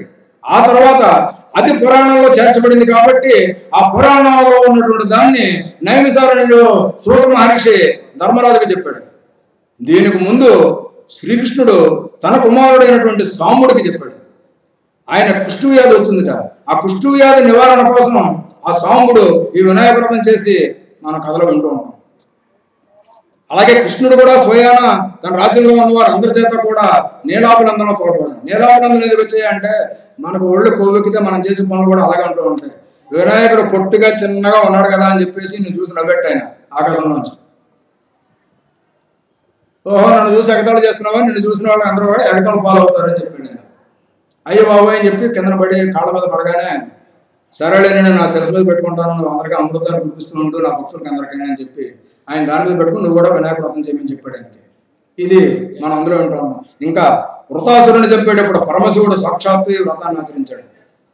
వృతాసురుడు అనేటువంటి రాక్షసులు త్రిపురములు మూడు పురాలు కూడా ఒకేసారి ఒక్క లైన్ మీద వచ్చినప్పుడు ఒకే బాణంతో చంపగలిగితే మేము చేస్తామని వరం పొందారు. 3 రాక్షసులను 3 కొండల మీద ఉన్నారు. ఆ 3 కొండలు ఎప్పుడు తిరుగుతూ ఉంటాయి, స్థిరంగా ఉండవు. ఆ 3 కొండలు ఒకే ఒక కక్ష మీద ఒక లైన్ మీద వచ్చినప్పుడు మాత్రమే ముగ్గురిని ఒకే బాణంతో చంపగలిగిన మనకుంటే నన్ను చంపచ్చు అన్నాడు అని వరం కోరుకున్నారు వాళ్ళు. ఆ 3 కొండలు కదిలిపోకుండా స్థిరంగా నిలబడితే కానీ చంపలేము అని తెలుసుకున్నటువంటి పరమేశ్వరుడు వినాయకుడిని ధ్యానించి 3 కొండలు ఒక లైన్ మీద నిలబడేట్టుగా చూడు ఒక క్షణం ఎంతో కాలం వద్దు అని చెప్పేసి వినాయకుడికి నమస్కారం చేసుకుని ఆయన వ్రతం చేసుకుని ఆ తర్వాత ఆయన ఈ వృతాసురుడు అనేటువంటి 3 రాక్షసులను చంపడానికి యుద్ధానికి వెళితే ఈ వినాయకుడు 3 పర్వతాలని ఒక క్షణకాలం ఒక లైన్ మీద నిలబెట్టగలిగితే అప్పుడు ఒకే బాణంతో వాసుపతాసంతో 3ని సంహరించగలిగాడు ఈ పరమశివుడు.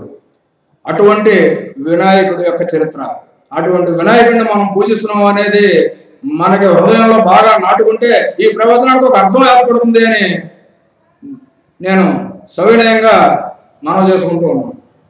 ఇంకా అటువంటి ఈ వినాయకుడు ఆ దంతాన్ని విరిచి గంటంగా చేసుకుని ఆ మహాభారత రచన చేశాడు. అయితే ఏనుక్కి దంతం ఒక చెమరీ మృగం అనే ఒక మృగం ఉంది. దానికి తోకపైన ఇంకంత ఎంత ప్రేమ కాదండి, మన భార్యల మీద కూడా చూపించడం అంతటి ప్రేమ వాటికి. చెమరీ మృగానికి తోక మీద, నెమలికి తన పింఛం మీద, ఏనుగు తన దంతాల మీద ఉంటుంది. అటువంటి ప్రాణప్రదమైన అందమైన చందమైన గౌరవాన్ని ఇచ్చేటటువంటిది అటువంటి ఆ దంతాన్ని చటాలను బీగెట్టి ఆ గంటం రాయడానికి గంటంగా ఉపయోగించుకోవడం కోసం ఇంకేదైనా షార్ప్నెస్ చేయక్కర్లా, అది ఎప్పటికేం కరగదు, అంత కట్టినైంది. అందుకని ఈ మహాభారతాన్ని రాయడం కోసం వినాయకుడు తన దంతాన్నే ఉపయోగించాడు అనేది ఒక కథ. అయితే ఇటువంటి ఒక మంచి పని కోసం ఎటువంటి త్యాగాలైనా చేయొచ్చు అనేటువంటిది ఈ వినాయకుడు ఆయన యొక్క దంతాన్ని తీసి మహాభారత రచన చేసాడు అనేటువంటి ఋతుత్వంలాగా మనం నేర్చుకోవాల్సింది ఏంటి అంటే, ఒక మంచి పని కోసం మనం ఏదైనా త్యాగం చేయొచ్చు అనేటువంటిది ఆయన అందులో చూపించారు.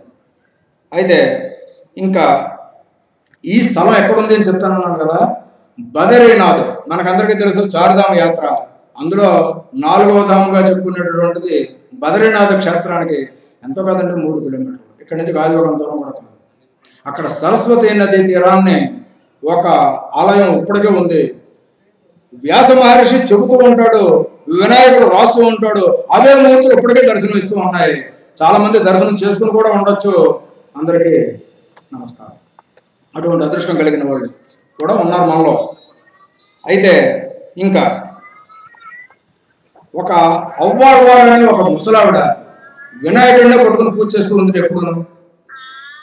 ఆవిడ పూజకు మెచ్చి ఒక యోగ బృందం ఆవిడ దగ్గరకు వచ్చి, మేము కైలాసం వెళ్తున్నాం, నువ్వు ఇంత భక్తి కలిగిన దానివి, నాతో పాటు కైలాసానికి రాని పిలిచారట.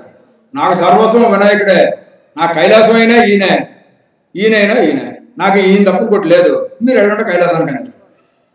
వాళ్ళు వెళ్ళిపోయిన తర్వాత అయ్యయ్యో వాళ్ళు యోగశక్తితోటి నేను కైలాసానికి తీసుకెళ్తానంటే నేను కాదు పొమ్మన్నాను, ఇంకా నేను కైలాసం ఎలాగ వెళ్తాను అని చెప్పి తర్వాత బాధపడింది. ఆ బాధ ఎప్పుడైతే మనసులో బాధపడిందో వెంటనే ఆ వినాయకుడు తన కుందాలకు చుట్టూ తీసుకుని వెళ్ళి ఆవిడని కైలాసంలో కూర్చోబెట్టారట. అప్పుడు వచ్చారు వీళ్ళందరూ, వెళ్ళిన వాళ్ళందరూ, ఇదేమిటి రానున్నా నాకన్నా ముందు వచ్చారు అని చెప్పారు. అటువంటిది మన గణేశుడి యొక్క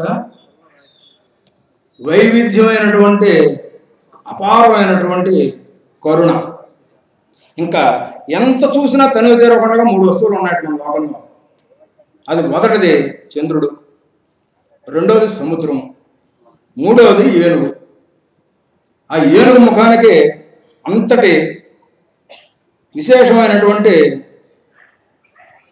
సంతోషాన్ని ఇచ్చేటటువంటి, తనివి తీరకుండా అలాగ ఆస్వాదిస్తూ ఉండడం అనేటువంటి లక్షణం ఉంది. కాబట్టి ఈ గజముఖం ఆయన ధరించడానికి గల కారణంలో ఒక కారణంగాను మనం చెప్పుకోవచ్చు. ఇక ఆనందతత్వం, ఈ యొక్క గణపతి యొక్క ముఖం ఏనుగు శిరస్సుకి మూల కారణం ఆనందం. ఆ ఆనంద తత్వమే ఏనుగు శిరస్సు. అటువంటి ఆ తత్వం ఆరని ఆశాతత్వం. ఏమిటంటే ఆశ? ఇంకా ఇంకా ఇంకా ఇంకా ఆనందం కావాలంటే, ఎంత చూస్తూ ఉంటే అంత ఇంకా ఆనందం కావాలి. అలాగే ఎంత చెప్తూ ఉంటే అంత ఆనందం, మాకు ఇంకా చెప్పండి అంటే ఇంకా ఆనందం. అటువంటి ఆనంద స్వరూపమైనటువంటి ఆ గణపతిని చూసి భక్తుడు అనుకున్నట్ట, ఆయన ఎందుకు వెళ్ళాడో తెలియదు కానీ కేదారు వెళ్ళాడు. కేదారు వెళ్ళిన తర్వాత అక్కడ గణపతి కనపడ్డాడు. ఓహో నా గణపతి కనపడ్డాడు అని మురిసిపోయాడు. ఆయన కేదారేశ్వరుని చూసి మురిసిపోలేదు, అక్కడ గణపతిని చూసి మురిసిపోయాడు. ఆ తర్వాత కన్యాకుమారి, ఇది ఈ మూల ఉందండి, అది ఆ మూల ఉందండి అంటే ఈ రెండే చూసాడని కాదు అర్థం. కేదారు దగ్గర నుంచి మొదలుపెట్టి కన్యాకుమారిలో ఉన్నటువంటి క్షేత్రాలన్నింటినీ దర్శనం చేసుకుంటూ ఉన్నాడనేది మనం గమనించవలసిన విషయం. అది అక్కడ వెళ్ళిన తర్వాత కూడా అక్కడ బొచ్చ గణపతి కనపడ్డట. ఎక్కడ? కన్యాకుమారిలో. అది చూసి నా బొచ్చ గణపతి ఇక్కడ కూడా ఉన్నాడు అన్నట్టు. అంటే కేదారు దగ్గర నుంచి ఆసేతు హిమాచలం దగ్గర నుంచి సముద్ర పర్యంతము కూడా గణపతి ఆవరించు ఉన్నాడు అని ఒక గణపతి భక్తులు సంతోషపడ్డట. అంతటి ఆనందం, ఇంతటి ప్రత్యక్షమూర్తి అని చెప్పేసి అనేసి ఆయన సంతోషపడినటువంటి ఒక దాఖలా అయితే ఉంది. ఇంకా గణేశుడి గురించి చెప్పారు కదా, ఈ గణపతి క్షేత్రాలు ఎక్కడెక్కడ ఉన్నాయి, వాటి పేర్లేంటి, ఆ క్షేత్రాల్లో గణపతి పేర్లేంటి ఒకసారిగా విందాం. సుమారుగా ఒక 100 గణపతుల పేర్లు చెప్తాను, జాగ్రత్తగా వినొచ్చు మీరు. గణపతి క్షేత్రంలో ముఖ్యమైనది ఈ మధ్య కాలంలో బాగా ప్రాచుర్యం వచ్చింది కాణిపాకం, మనకు తెలుసున్నది. ఇక బిక్కవోడు గణపతి చాలా మందికి తెలుసు. ఆయన నిరంతరము ఆయన యొక్క ఆకారం పెరుగుతూనే ఉంటుంది. అయినవల్లి విఘ్నేశ్వరుడు మనకు తెలిసిన వాళ్ళే. ఇక చాలా మందికి తెలియచ్చు, తెలియకపోవచ్చు, కానీ ఎక్కువ శాతం తెలియని వాళ్ళు ఉంటారు. రాజమండ్రిలో క్షిప్ర గణపతి అని ఒక ఆలయం ఉంది. ఆయన యొక్క ప్రత్యేకత ఏంటంటే క్షిప్రము అంటే వెను వెంటనే, ఇంకా ఆలస్యం లేదు, అడిగిన వెంటనే ఆయన అనుగ్రహం ఇచ్చేస్తాడు. అటువంటిది క్షిప్ర గణపతి ఆలయం రాజమండ్రిలో ఉంది. ఇంకా మనకు బాగా పరిచయం అయింది, ఏ నాటి నుంచి ఉందో తెలియంది, శ్రీశైలంలో సాక్షి గణపతి. ఇక్కడ శ్రీశైలంలో ఉన్నటువంటి మల్లికార్జున స్వామికి సాక్షి గణపతికి కన్నా కూడా అమ్మవారితో కూడా ఇంటర్లింక్ ఉందన్నమాట ఈ సాక్షి గణపతికి. అదేంటి అంటే శ్రీశైల శిఖరం దృష్ట్యా పునర్జన్మ నజాయతే. ఇది మన శ్రీశైల క్షేత్రం గురించి అతి బలంగా స్వయాన పరమేశ్వరుడే చెప్పినటువంటి వాక్యం అది. శ్రీశైల శిఖరాన్ని చూడు, నీకు మోక్షం ఇస్తాను అని చెప్పారు. అయితే అది చాలా దూరాన్ని 15 కిలోమీటర్ల దూరంలో పెట్టారు. ఎక్కడి నుంచి చూడన్నారు, అక్కడి నుంచి కనపడుతుందా? కనపడదు. యోగం ఉన్నటువంటి వాడికి, ఆ శ్రీశైలంలో మల్లికార్జున స్వామి దర్శనం చేసుకున్న వాడికి మోక్షం వస్తుంది అని నమ్మిన వాడికి కనపడతాడు ఆయన. దానికి ఇతివృత్తం ఉంది, వాళ్ళంత కథ ఉంది. అది ఇప్పుడు చెప్పాలంటే మనకు సమయం సరిపోదు, మరొక సందర్భంలో చూసుకుందాం. అటువంటి సాక్షి గణపతిని అమ్మవారు చెప్పిందిట. ఏమని అంటే, ఒరే బాబు, నువ్వు ఆ ఊరు మధ్యలో కాదు, స్వామివారి దగ్గర కాదు, నా దగ్గర కాదు, అసలు ఆలయం పరిసరాల్లో కూర్చోకు, ఈ శ్రీశైలానికి రావాల్సిన దారి ప్రధాన రహదారి ఏదైతే ఉందో ఆ దారిలో అక్కడ కూర్చో. అక్కడ కూర్చుని ఈ శ్రీశైల దేవస్థానానికి ఎవడైతే వచ్చి శ్రీశైల శిఖరం దృష్ట్యా పునర్జన్మ నజీవించితే నమ్మిన వాడు ఎవడైతే ఉన్నాడో వాడు నీ దగ్గరకు వచ్చి నేను శ్రీశైలం వచ్చానని చెప్పుకుంటాడు. వాడి పేరు గోత్రం రాయి. రేపు పొద్దున్న ఎప్పుడైనా కానీ వాడికి మనం మోక్షం ఇవ్వకపోతే నేను శ్రీశైలం వచ్చాను కదా అంటాడు. ఎవరైనా చిట్ట తీయని అడుగుతున్నప్పుడు చూపించాలి, నువ్వు రాయడం మర్చిపోక, చెప్పిన వాళ్ళందరి పేర్లు రాయి. అంటే శ్రీశైలం వెళ్ళిన వాడు సాక్షి గణపతి దగ్గరికి వెళ్ళి నేను వచ్చాను స్వామి, శ్రీశైలంలో బ్రహ్మరాంబగా మల్లికార్జున దర్శనం చేసుకుని నిన్ను కూడా దర్శనం చేసుకున్నాను, నా పేరు నువ్వు రాసుకో, తప్పకుండా అలా రాసుకుంటాడు ఆయన. అటువంటి సాక్షి గణపతి శ్రీశైలంలో ఉన్నాడు. అమ్మ చెప్పింది, అమ్మ ఆర్డర్. ఇప్పుడు కాలం పిల్లలేం కాదండి, అమ్మ చెప్పినా నాన్న చెప్పినా వినకపోవడానికి. ఈ రోజు కూడా ఆయన అక్కడే కూర్చున్నాడు, మనం వెళ్తే మన పేరు రాసుకుంటాడు. అటువంటి క్షేత్రం ఆ శ్రీశైలంలో సాక్షి గణపతి. ఇంకా మన విశాఖపట్నం ప్రాంతంలో ఇటీవల కాలంలో బాగా ప్రసిద్ధి చెందినటువంటిది సంపత్ వినాయకుడు. అందరికీ తెలుసు అంటారు, కానీ కొంతమందికే తెలుసున్న ఇంకో గణపతి క్షేత్రం ఉంది. అసలు విశాఖపట్నానికి పేరే ఆ గణపతి వల్ల వచ్చింది, ఆ క్షేత్రం వల్ల వచ్చింది. రంగారావు గారు బాగా తెలుసు అనుకుంటాను, అవుతున్నారు ఆయన. అయితే వైశాఖేశ్వరుడు అనే ఒక ఆలయం ఉంది. వైశాఖుడు అంటే సుబ్రహ్మణ్యుడు. ఆయన ఆత్మావయ పుత్రనామసి అనేటటువంటి తత్వం ప్రకారంగా, ఆర్యోక్తి ప్రకారంగా సుబ్రహ్మణ్య స్వరూపానికి శివమూర్తికి అభేదం కాబట్టి ఆయన శివరంగ రూపంలో విశాఖేశ్వరుడుగా ఆయన ప్రసిద్ధి చెందాడు. వైశాఖేశ్వరుడు కాబట్టి విశాఖపట్నం అని పేరు వచ్చింది. ఈ పేరు చెప్తే విశాఖపట్నంలో మీకు ఎవరో ఎక్కడుందో చెప్పండి, అది మన దౌర్భాగ్యం. కానీ ప్రతి ఒక్క ఆటో వాడి దగ్గర నుంచి, దారిపోయేవాడి దగ్గర నుంచి కూడా చెప్పగలిగే ఒక మాట ఉంది. ఆ మాట చెప్తే కనుక అందరూ పదండి నేను తీసుకెళ్తాననే వాళ్ళు కూడా ఉన్నారు విశాఖపట్నంలో. అంతటి దివ్య క్షేత్రం అదే బెల్లం గణపతి ఆలయం. బెల్లం గణపతి ఆలయం అంటే మాత్రం తెలియని వాళ్ళు ఎవరు విశాఖపట్నంలో ఉండరు. ఆయనకి బెల్లమే నైవేద్యం. ఆనంద గణపతి ఆయన అసలు పేరు, కానీ బెల్లం గణపతి అని అంటారు అందరూ. ఆ యొక్క క్షేత్రం విశాఖపట్నంలో ఉంది. ఆయనకు మొక్కులు మొక్కుకుంటారు. పిల్లలు పుడితే పిల్లల దేవుడికి కూడా కనబడతాడు ఆయన. పిల్లలు పుడితే పిల్లలతో బెల్లం పట్టుకెళ్ళిస్తారు. అక్కడ ఏదైనా కోరుకుని నీకింత బెల్లం ఇస్తానని కోరుకుంటే అది మళ్ళీ రెండోసారి ఆయనకు దర్శనం వెళ్ళే టైంకి ఆ కోరిక తీరిపోతుంది. అంతటి గొప్పమైన దివ్యమైన క్షేత్రం బెల్లం గణపతి ఆలయం. ఇది మనకి అతి దగ్గరలో ఉన్నటువంటిది. ఇది ఇంకా మూడోది మన కోసం ముట్టుకెళ్ళినాడండి పాపం ఆయన. ఇదేంటండి అంటే, అవును, రావణాసురుడు శివుని ఆత్మలింగాన్ని తీసుకుని లంకా నగరానికి పట్టుకుని వెళ్ళిపోతుంటే దేవతలందరూ కొల్లుమని గోల్పెట్టారు.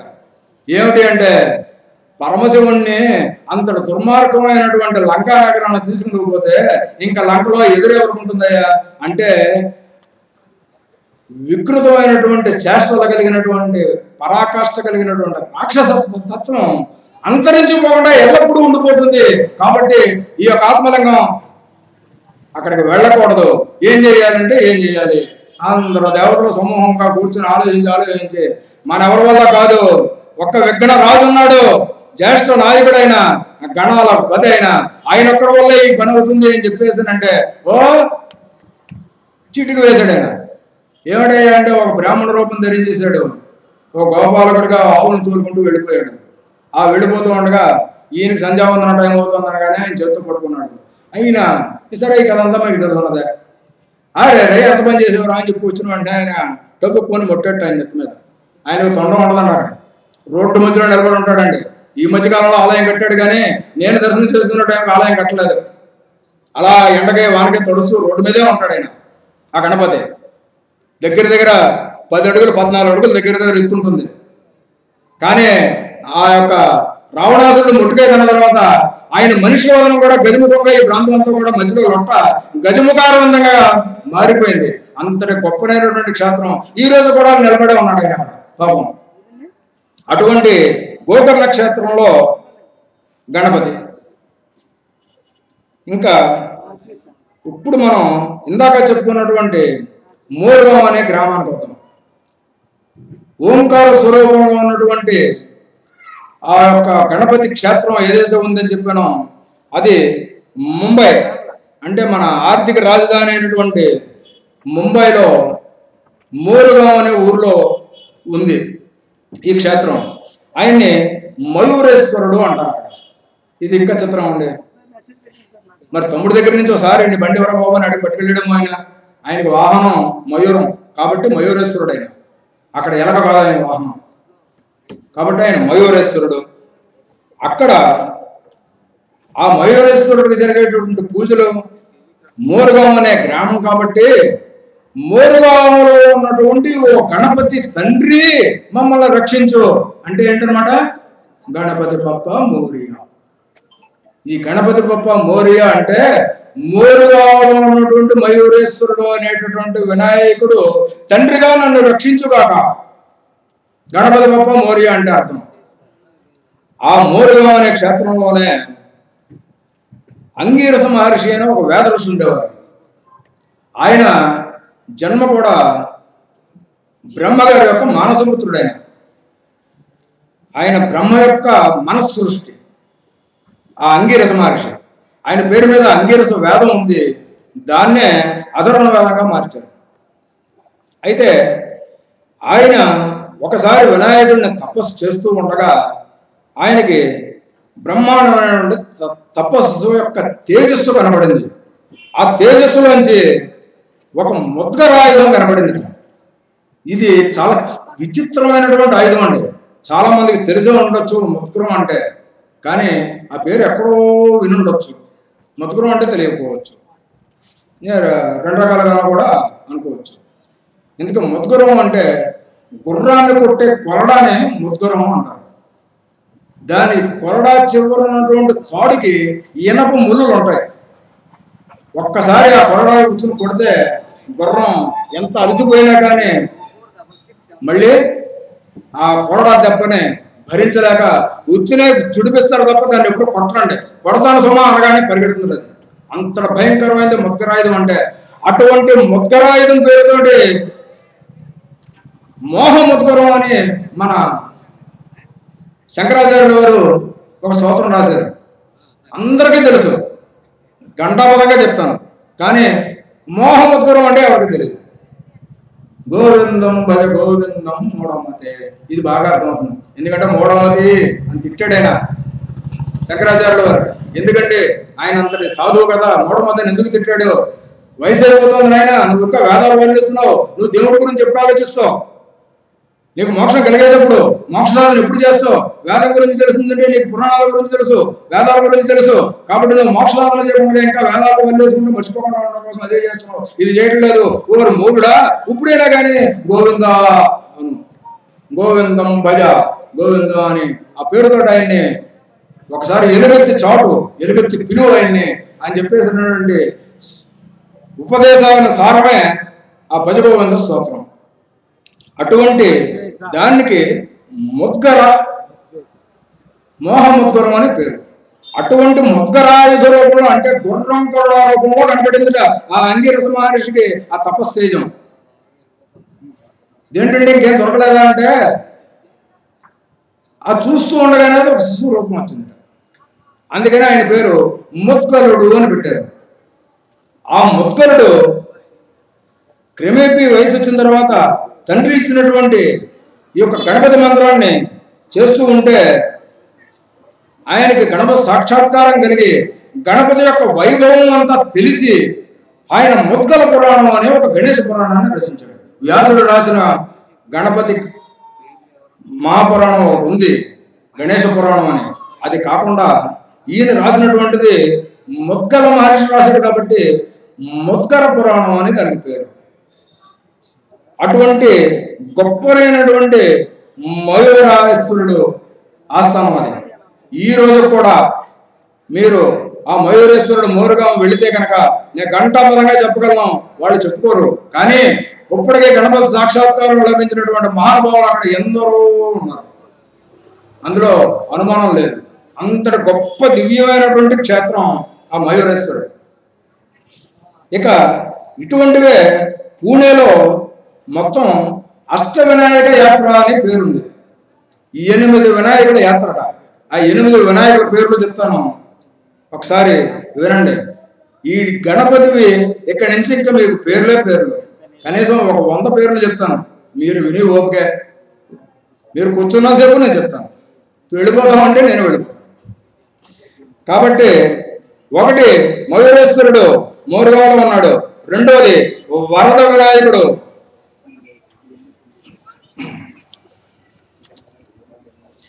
మోరుగాంలో పూణే జిల్లాలో ఉన్నది మయూరేశ్వరుడు. సిద్ధాటక్ అహ్మద్ నగర్ జిల్లా సిద్ధి వినాయకుడు. మూడవది పాలి అనే ఊర్లో రాయగఢ్ జిల్లా అనేటటువంటి జిల్లాలో పాలి అనే ఊర్లో బల్లాలేశ్వరుడు వినాయకుడి పేరు. నాలుగవది మహాద్ అనేటటువంటి ఊరు రాయగఢ జిల్లాలో వస్తుంది, వరద వినాయకుడు ఆయన పేరు. ఇంకా దీయూరు అనే ఊర్లో పూణే జిల్లాలో ఉంది, చింతామణి గణపతి ఆయన పేరు. ఇక లెహ్యాద్రి అంటే లెన్యాండ్రి అని కొంతమంది అంటారు, ఇది కూడా పూణే జిల్లాలోనే ఉంది. అక్కడ ఉన్నటువంటి గిరిజాత్మజుడు అంటే భారతీయ తనయుడు. ఇక ఏడవది ఓజార్ అనేటటువంటి పూణే జిల్లాలోనే ఉంది, ఆయన అక్కడ పేరు విఘ్నేశ్వరుడు ఆయనకి. ఇంకా 8వది రంజన్ గావ్, ఇది కూడా పూణే జిల్లాలోనే ఉంది, ఈయన పేరు మహాగణపతి. ఇవి ఈ 8 వినాయకులు మనం చూసి రావాలి అంటే 2 రోజుల నుంచి 3 రోజులు పడుతుంది. అక్కడ ప్రత్యేకించి ఆ యాత్ర ఏర్పాటు చేసేటువంటి టూరిస్టులు ఉంటారు. ఇక శృంగేరి జగద్గురువులతోటి చాలా స్పరిస్తుంది. ఈ యొక్క గణపతి వైభవం అనండి, పరమ పూజ్య గురు పీఠాధిపతుల యొక్క అనుగ్రహం అనండి. అక్కడ ఈ రోజు కూడా మనకు తోరణ గణపతి అని ఒక గణపతి మనకు కనబడుతూ ఉంటాడు. ఈ యొక్క హిందూ సాంప్రదాయాన్ని, హిందూ చరిత్రని తుడిచిపెట్టేయాలనే ఉద్దేశంతో ఒకప్పుడు జరిగినటువంటి ప్రయత్నంలో కొంతమంది అక్కడికి రాగా ఆ యొక్క పీఠాధిపతి ఒక స్తంభం పైన వినాయకుడి యొక్క మూర్తిని లిఖించారు. అలా లిఖించాడో లేదో అది వినాయకుడిగా మారిపోయింది. ఆయన నమస్కారం పెట్టి జగద్గురు లోపలికి వెళ్ళిపోయారు. ఈ తురుషులు అందరూ ఆ దాటి లోపలికి రాలేకపోయారు. ఈయన్ని గణపతి ఏం చేశాడో ఆ గణపతికే తెలియదు. ఆ శృంగేరి పీఠాన్ని మాత్రం ఎవరు తాకడానికి కూడా సాహసించలేకపోయారు. అంతటి గొప్ప దివ్యమైనటువంటి గురువుల అనుజ్ఞమా, గురువుల యొక్క శక్తి, గణపతి యొక్క వైభవమా, మనం ఎలా అనుకున్నా కానీ ఆ యొక్క స్వామిని చూడవలసినటువంటి క్షేత్రంగా అదొక క్షేత్రం అనేది చెప్తూ ఉన్నాం. ఇంకా ఇంకొకటి ఉంది, కర్ణాటకలోనే మూకాంబిక అనేటటువంటి అమ్మవారు ఒకటి ఉంది, చాలా మందికి తెలిసే ఉంటుంది. అది ఆ మూకాంబిక నుంచి శృంగేరి వెళ్ళే దారిలో ఒక ఊరుంది, ఎడగుంజి అంటారు దాన్ని. ఆ ఎడగుంజి అనే ప్రదేశంలో వినాయకుడు క్షేత్రం ఒకటి ఉంది. ఆ క్షేత్రం ఉత్తినే రాలేదండి. నారద మహర్షి వినాయక మంత్రాన్ని చెప్పించి వినాయకుడిని ప్రసన్నం చేసుకున్నటువంటి చోటు. ఆ గణపతి చేసుకున్నటువంటి ఈ నారదులు చేసినటువంటి ఆ తపస్సుకి గణపతి ప్రత్యక్షమైతే ఆయన గణపతి మీద చేసినటువంటి స్తోత్రం సంకటనాశన గణేశ స్తోత్రం. ఈ స్తోత్రమే మనం మొట్టమొదటిగా ప్రణమ్యేశ్వర సహదేవం గౌరీపుత్ర వినాయకం అని చెప్పుకున్నటువంటి శ్లోకం ఆ గణపతి స్తోత్రంలో మొట్టమొదటి శ్లోకం. ఇంకా ఇలా చెప్పుకోవాలి అనుకుంటే ఇంకా చాలా ఉన్నాయి. విష్ణు పురాణంలో గణపతిని నారాయణ స్వరూపంగా చెప్పారు. స్కాంద పురాణంలో గణేశ ఖండం అని ప్రత్యేకించి ఒక ఖండం ఉంది, అదొక పురాణమే, అంత పెద్ద వివరంగా ఉంది. ఇంకా మనం చెప్పుకోవాలి అనుకుంటే ముఖ్యంగా ఒక 36 గణపతుల పేర్లు ఉన్నాయి. ఆ 36 గణపతుల్ని ఇంతకీ మనం చెప్పుకున్నటువంటి ఈ ఉత్తరపతీశ్వర స్వామి ఆలయంలో ఉన్న ఈ యొక్క వాతాపి గణపతి అనేటువంటి ఆయన అడ్రస్ చెప్పుకున్నాం కదా ఇందాక. తమిళనాడులో నాగపట్నం జిల్లా తిరుచంకట్టంకుండి అనే ఊర్లో ఉత్తరపతీశ్వర స్వామి అనే ఒక ఆలయం ఉంది. ఆ ఆలయంలో ఈ వాతాపి గణపతిని మనం దర్శనం చేసుకోవచ్చు. ఇలాగా గణపతి వైభవం ఇంకా చాలా చోట్ల చాలా విధాలుగా చెప్పుకోవడింది. ఇంకా ముఖ్యంగా ఒక 36 నామాలు ఉన్నాయి గణపతివి, అవి చెప్పుకున్నాం. 32 అంటే ఇందాక 16 చెప్పుకున్నాం, 16కి రెట్టింపు 30 అయితే 32. బాలగణపతి, తరుణ గణపతి, భక్తి గణపతి, వీర గణపతి, శక్తి గణపతి, ద్విజ గణపతి, సిద్ధి గణపతి, ఉచ్చిష్ట గణపతి, విఘ్న గణపతి, క్షిప్ర గణపతి, హేరంబ గణపతి, లక్ష్మీ గణపతి, మహాగణపతి, విజయ గణపతి, నృత్య గణపతి, ఊర్ధ్వ గణపతి, ఏకాక్షర గణపతి, వరద గణపతి, చక్షర గణపతి, క్షిప్ర ప్రసాద గణపతి,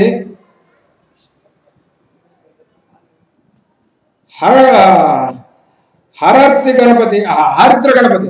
మనం ప్రతి పూజలను మొట్టమొదటిగా ఇంత పసుపు ముద్దం చేసుకుని ఆ యొక్క ఒక భువన భాండమే అదే భగవత్ స్వరూపం అని మనం కాళ్ళు చేతులు ముఖము ఎటువంటి లేనటువంటి ఒక పసుపు ముద్దను ఎలాగైతే మనం పూజ చేస్తూ ఉన్నామో ప్రతి నిత్యం ప్రతి కార్యం ముందునాను, అటువంటి ఆ యొక్క హారిత్ర గణపతి ఒక మూర్తి.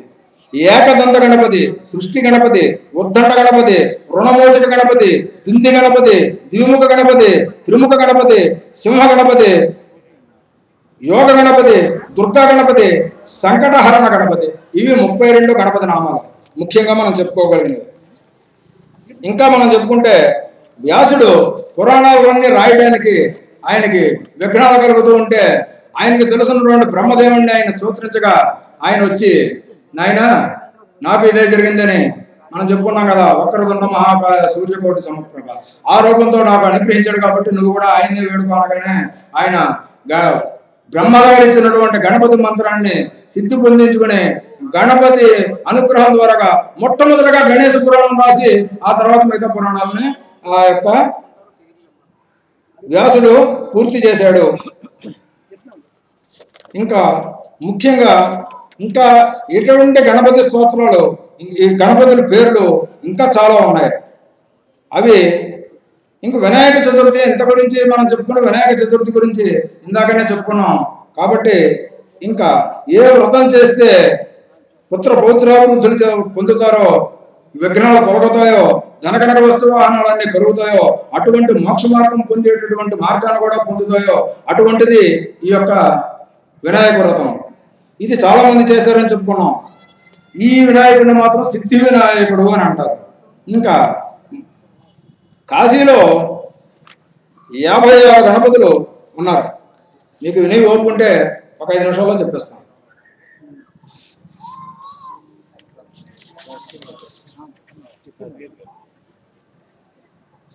సరే, తర్వాత ఎప్పుడైనా అవకాశం ఉన్నప్పుడు ఆ 56 గణపతుల్ని మనం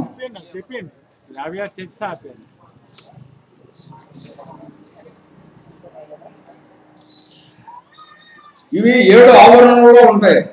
ఒక్కొక్క ఆవరణలోనూ కొంతమంది గణేశులు ఉంటారు.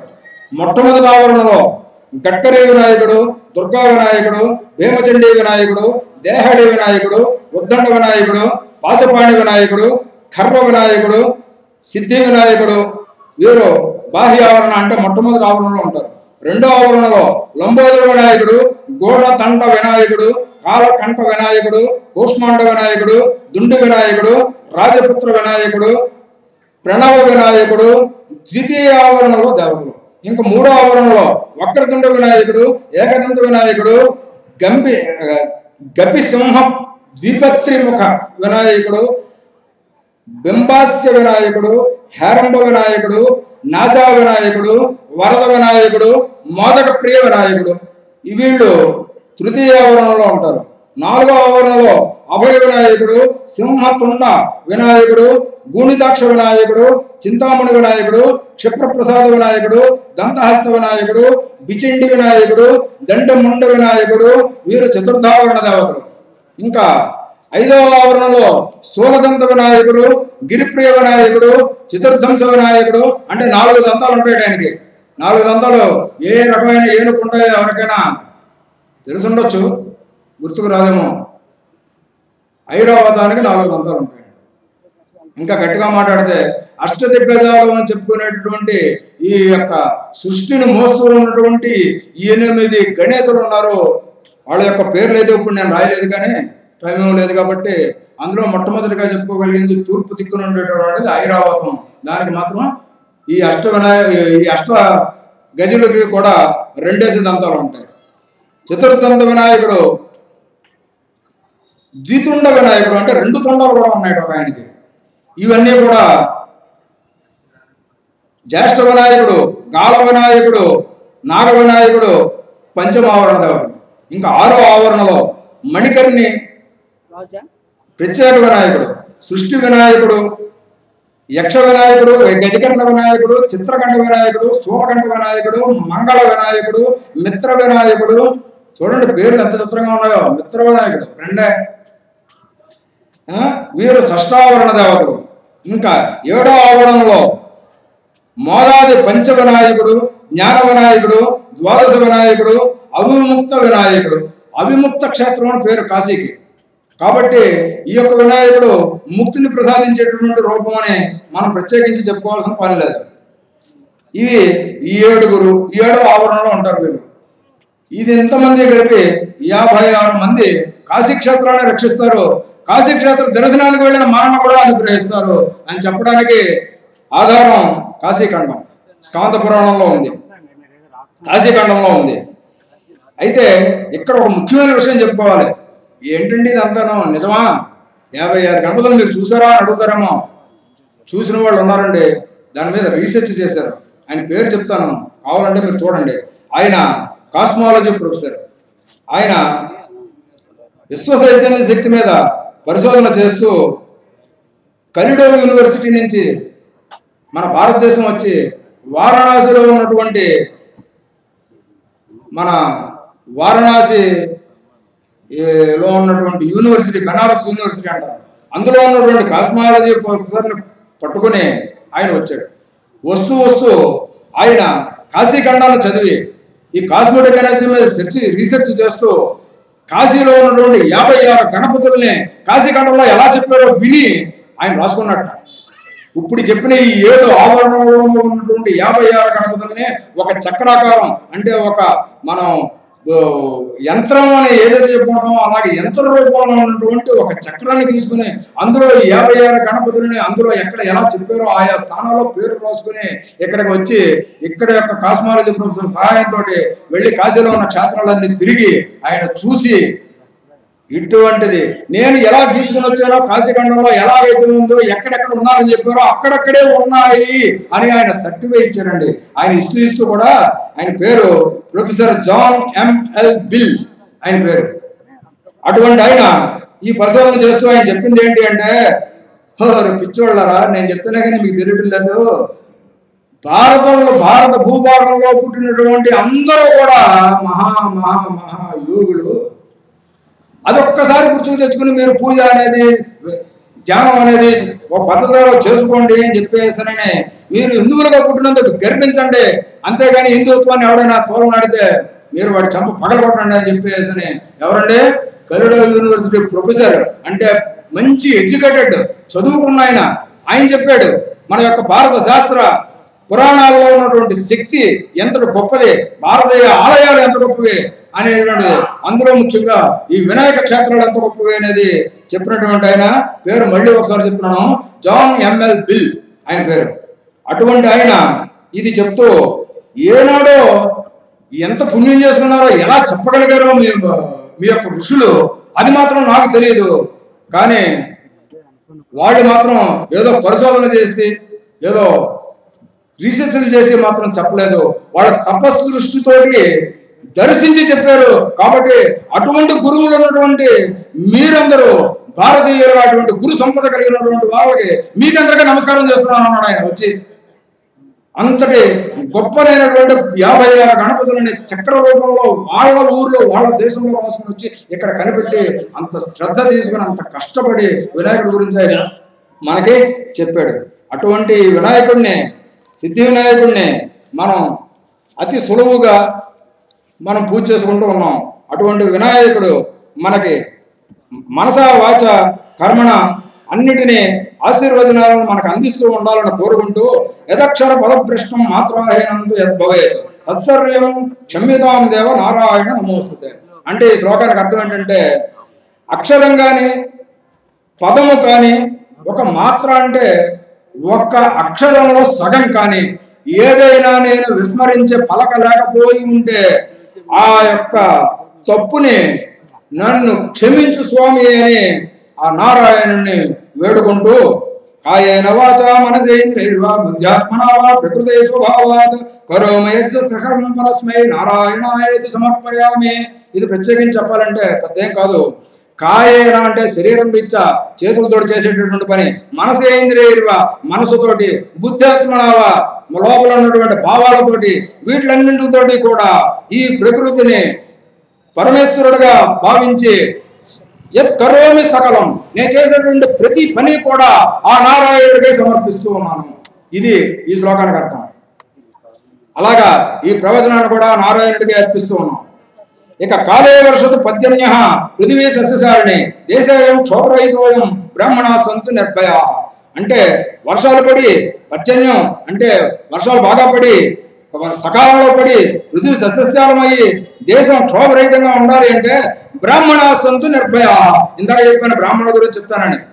అటువంటి బ్రాహ్మణుడు నిర్భయంగా ఉండాలట. ఎందుకయ్యా తర్వాత శ్లోకంలో చెప్తున్నారు చూడండి. ఇది స్వస్తివాచకంగా చెప్తారు. ఏంటి అని అంటే లోకా సమస్త సుఖినో భవంతు. లోకమంతా కూడా సమస్త ప్రజలు సుభిక్షంలో సుఖంతో ఉండాలి అని కోరుకుంటూ ఉంటారట. ఎవరు? స్వస్తి ప్రజాభ్య పరిపాలయంతాం న్యాయేన మార్గేణ మహిమహీసా. అంటే స్వస్తి ప్రజాభ్య అంటే ప్రజలకందరికీ శుభం కలగాలి అంటే పరిపాలయంతాం న్యాయేన మార్గేణ, పరిపాలకులందరూ కూడా న్యాయ మార్గంలో ఉండాలి. అటువంటి మహిమహీసులు ఉంటే గోబ్రాహ్మణేభ్య శుభమస్తు నిత్యం. గోవు బ్రాహ్మణుడు శుభంగా ఎల్లప్పుడూ నిత్యము శుభంగా ఉంటారట. అదేంటండి గోవు బ్రాహ్మణుడు శుభంగా ఉంటే లోపల శుభంగా ఉంటుంది అంటే గోవు యాగం చేయడానికి కావాల్సిన యాగ ద్రవ్యాలను ఇస్తుంది. ఆ యాగ ద్రవ్యాలను ఉపయోగించి యాగం చేయగలిగినటువంటి సత్తా కలిగిన వాడు బ్రాహ్మణుడు. ఈ బ్రాహ్మణుడు ఆ గో సంపదతోటి యాగాలు చేస్తూ సకాలంలో వర్షాలు పండిస్తే ఆ వర్షాలకి భూమి మీద సస్యశ్యామలం అయితే ఆ సస్యశ్యామలం వల్ల ప్రజలంతా కూడా సుఖంగా ఉంటారు. కాబట్టి లోకా సమస్త సుఖనవ్వద్దు. మన లోకం కాదు, మన ఊరు కాదండి, అన్ని లోకాలు క్షేమంగా సుఖంగా ఉండాలని ఈ యొక్క మంత్రం అర్థం. అటువంటి బ్రాహ్మణులు కూడా మనం నమస్కారం చేసుకుంటూ శుభం భూయాత్ అలాగే జరగాలని కోరుకుంటూ శ్రీ గణేశ్వరార్పణమస్తు.